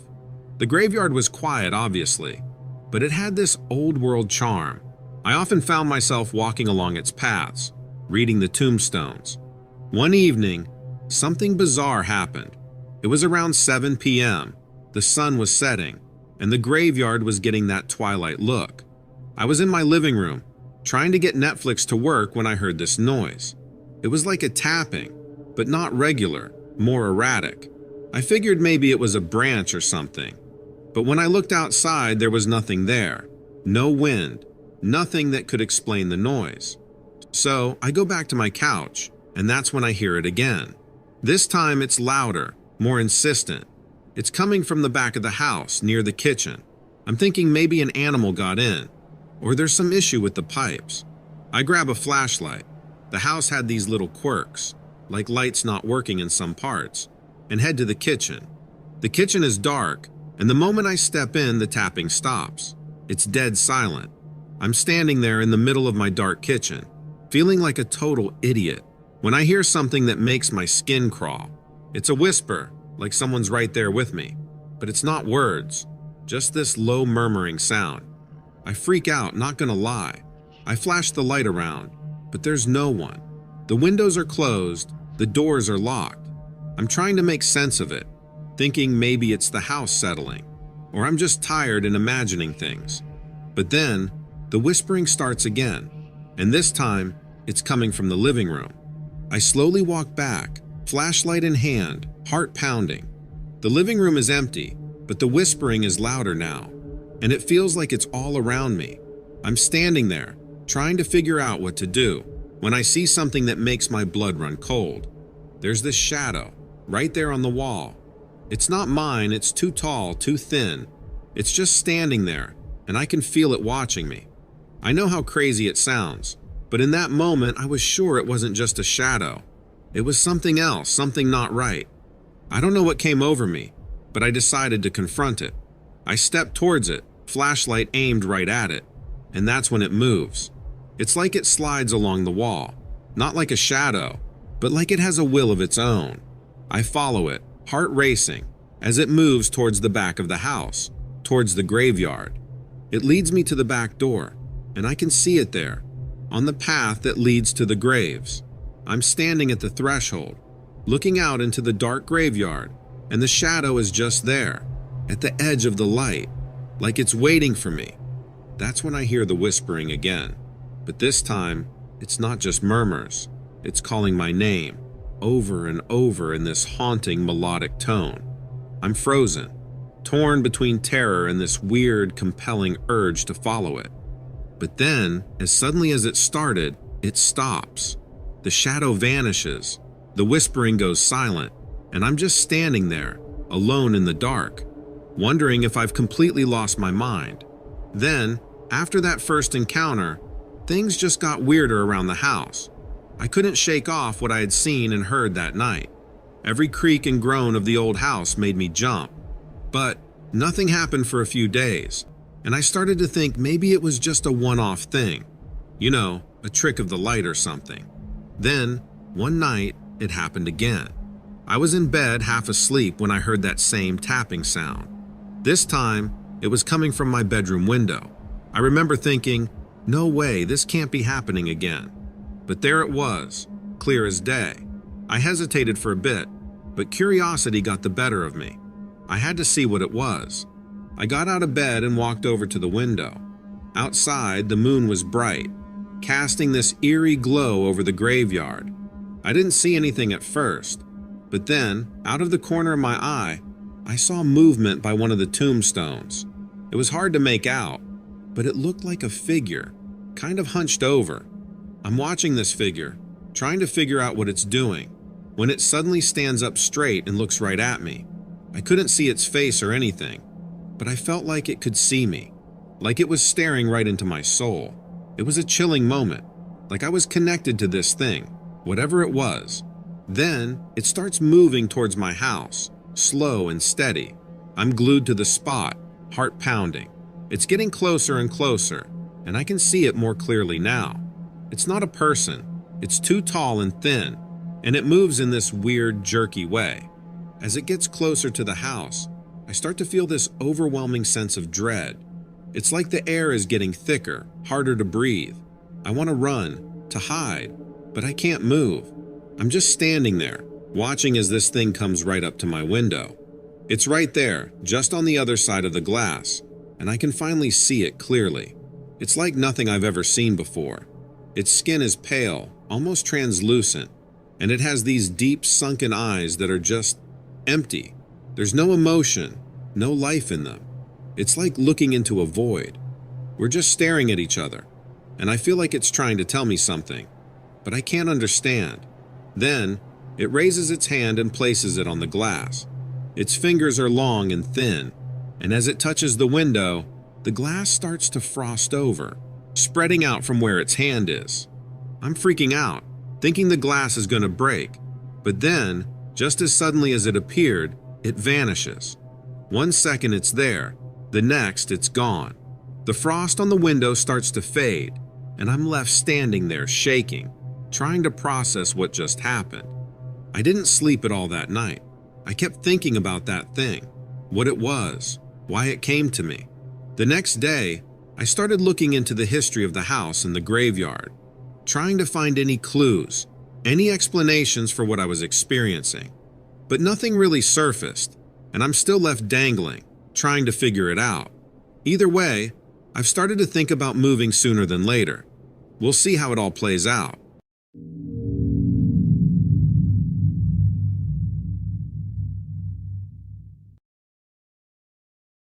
I'm in the Navy. Been at it for a good few years and seen a bunch of stuff out at sea, but nothing like what I'm about to tell you. I'm stationed on a destroyer, doing the usual patrols along the Pacific coast. That's where this whole thing went down. This was like a few months back. We were out on a routine mission, nothing out of the ordinary. The sea was calm, sky clear, just a regular day. I was on watch up on the bridge scanning the horizon. That's when I saw something weird. So, there's this thing in the water a good distance off, but not too far. At first, I thought it was a whale or something, but man, I was wrong. It had this long, serpentine body, sorta like a giant snake, but it was moving weird, undulating through the water, in a way that was unnerving, to say the least. I called it in, and a few guys came up to take a look. We all just stood there watching this thing. It wasn't just swimming. It was like it was showing off, breaching the surface, then diving back down. Its skin was this dark, murky color, hard to describe, but it glistened in the sunlight. The head was something else. It had these massive jaws, filled with rows of sharp teeth. We were trying to figure out what to do when it got closer to the ship. I mean, this thing was easily as long as the destroyer, maybe longer. It circled us a couple of times, real slow, like it was checking us out. The whole ship was on alert, everyone trying to get a look at this monster from the deep. Then, it did something I'll never forget. It came up right alongside the ship, so close I could see the details on its skin, these weird, almost rune-like patterns. it let out this sound, not really a roar, but this deep, resonating noise that you could feel in your bones. Sure, so after that moment, the atmosphere on the ship just shifted. Everyone was silent. You could have heard a pin drop. The creature, after making that bone-chilling sound, started to move around the ship again. It was like it was studying us. Not just the ship, but us, the crew. I was terrified that it was going to try and take the ship out of commission. The guys around me were a mix of fascinated and terrified. We're trained to handle tough situations, but this was out of anyone's playbook. I kept my eyes locked on the creature, trying to understand what it was and what it wanted. Its movements were almost mesmerizing. It dove under the ship, and for a moment we lost sight of it. That's when the real panic set in. We didn't know where it was or if it was coming back, or if it was about to try and topple us. Then, it resurfaced on the other side of the ship. It felt like it was showing off, like it knew we were watching, and it was putting on a performance.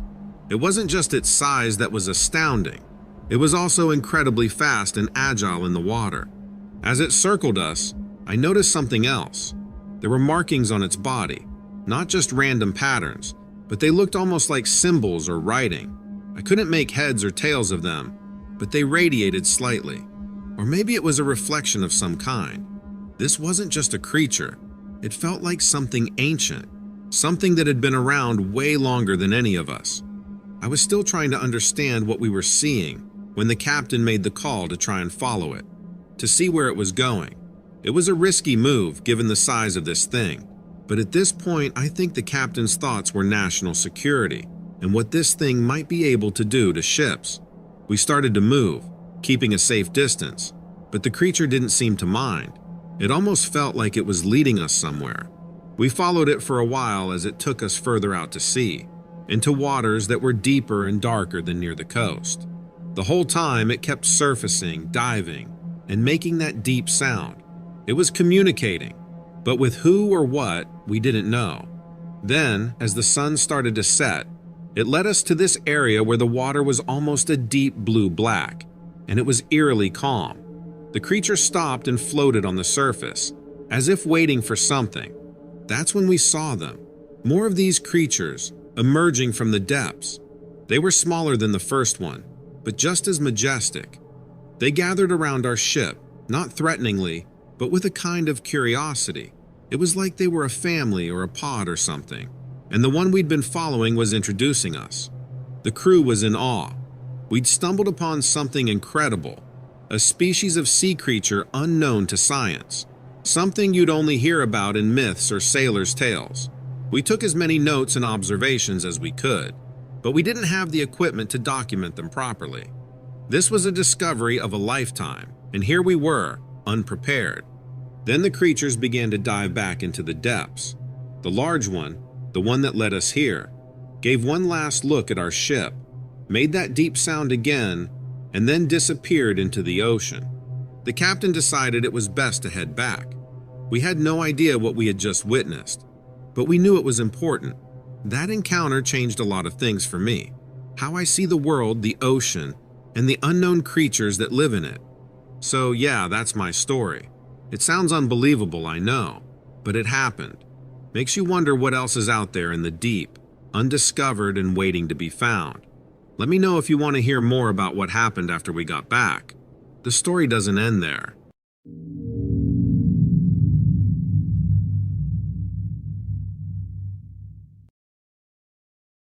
I remember that it was an insanely hot day when this happened to me. It was 1975 and I was only 12 at the time, but I'll never forget it because it's what made me believe in cryptids and the supernatural. I was at my best friend's house. His name was Jim, and he lived on a farm in rural Ohio. His parents were divorced, so he spent half of his time with his mom and the other half with his dad.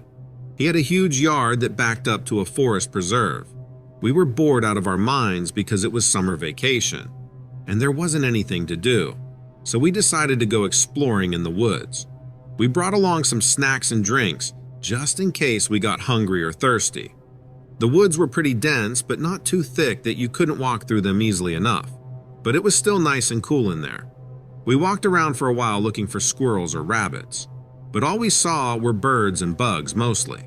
We came upon this creek that ran through the preserve, so we followed it upstream for a bit. The further we walked, the more I started to feel like someone was watching us, but I shrugged it off as my imagination. I remember we came upon a huge tree that had fallen across the creek, so that gave us a nice bridge where you could walk across without getting wet. As we were walking across this tree, I felt like we were really exposed and that someone was breathing down my neck. But of course, when I turned around to look, there was nothing there, just trees and bushes. We kept walking for another 10 minutes or so when Jim suddenly stopped dead in his tracks and pointed straight ahead of him with his mouth wide open in fear. His eyes were as big as dinner plates, and he looked like he had seen a ghost or something worse. When I looked ahead of him, all I saw at first was what looked like an old man sitting on a rock by the edge of the creek. But as we stared at him for what seemed like hours, but was really only seconds, he stood up and revealed himself to be much taller than I had originally thought. He was at least 6.5 or 7 feet tall, and very broad-shouldered and muscular. His skin was dark brown, but you couldn't see a lot of it because he had long, stringy black hair all over his body, and that hung down from his head to his shoulders. From that distance, he looked like he hadn't shaved in years. He then looked right at us with eyes that were as black as coal, but didn't say a word. He just stared. I wanted to run, but my feet felt like they were glued to the ground. We now knew that what we were seeing was not a person. Then Jim spoke up and said, "What are you?" The creature didn't answer him. It just kept staring at us without moving a muscle. We stood there for what seemed like forever, when finally Jim broke the silence by saying, "Okay then, we're going now." And I followed him as he slowly turned around and started walking away from this thing, eventually taking off and running as fast as we could, without looking back over our shoulders. We only had a few hundred yards until we were out of the forest, and then it was a clear shot to Jim's back door, and his mom right inside in the kitchen. It's all I could think about. Once we made it inside safely, his mom took one look at us and asked what had happened. I guess the fear on our faces was obvious. We assured her we were fine and were just racing back for fun. We sat on the couch for a few minutes to decompress. Eventually, now that we were back in the house, back in reality, we both started to think that the encounter was just a figment of our imaginations. I mean, how could something like that really be in the woods? We started to regain our confidence, and about a half an hour later, we told his mom that we were going to go back into the woods and look for birds and rabbits, but not to worry because we'd be close by. She said, "Okay, but you better be careful because it's getting late." We didn't tell her about what we had seen because we knew she wouldn't believe us anyway, or, obviously, not let us go back out there. We went back into the woods that night with flashlights and lots of courage. We looked for this guy for hours but never saw him again. I asked Jim if he really believed that what he had seen was real after spending all day looking for this guy without finding anything or anyone again. He said yes, so I decided that if he was right, there was no way this guy could have been a normal human being. He had to have been something else. Something supernatural.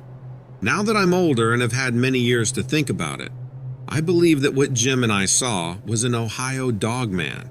It all makes sense now.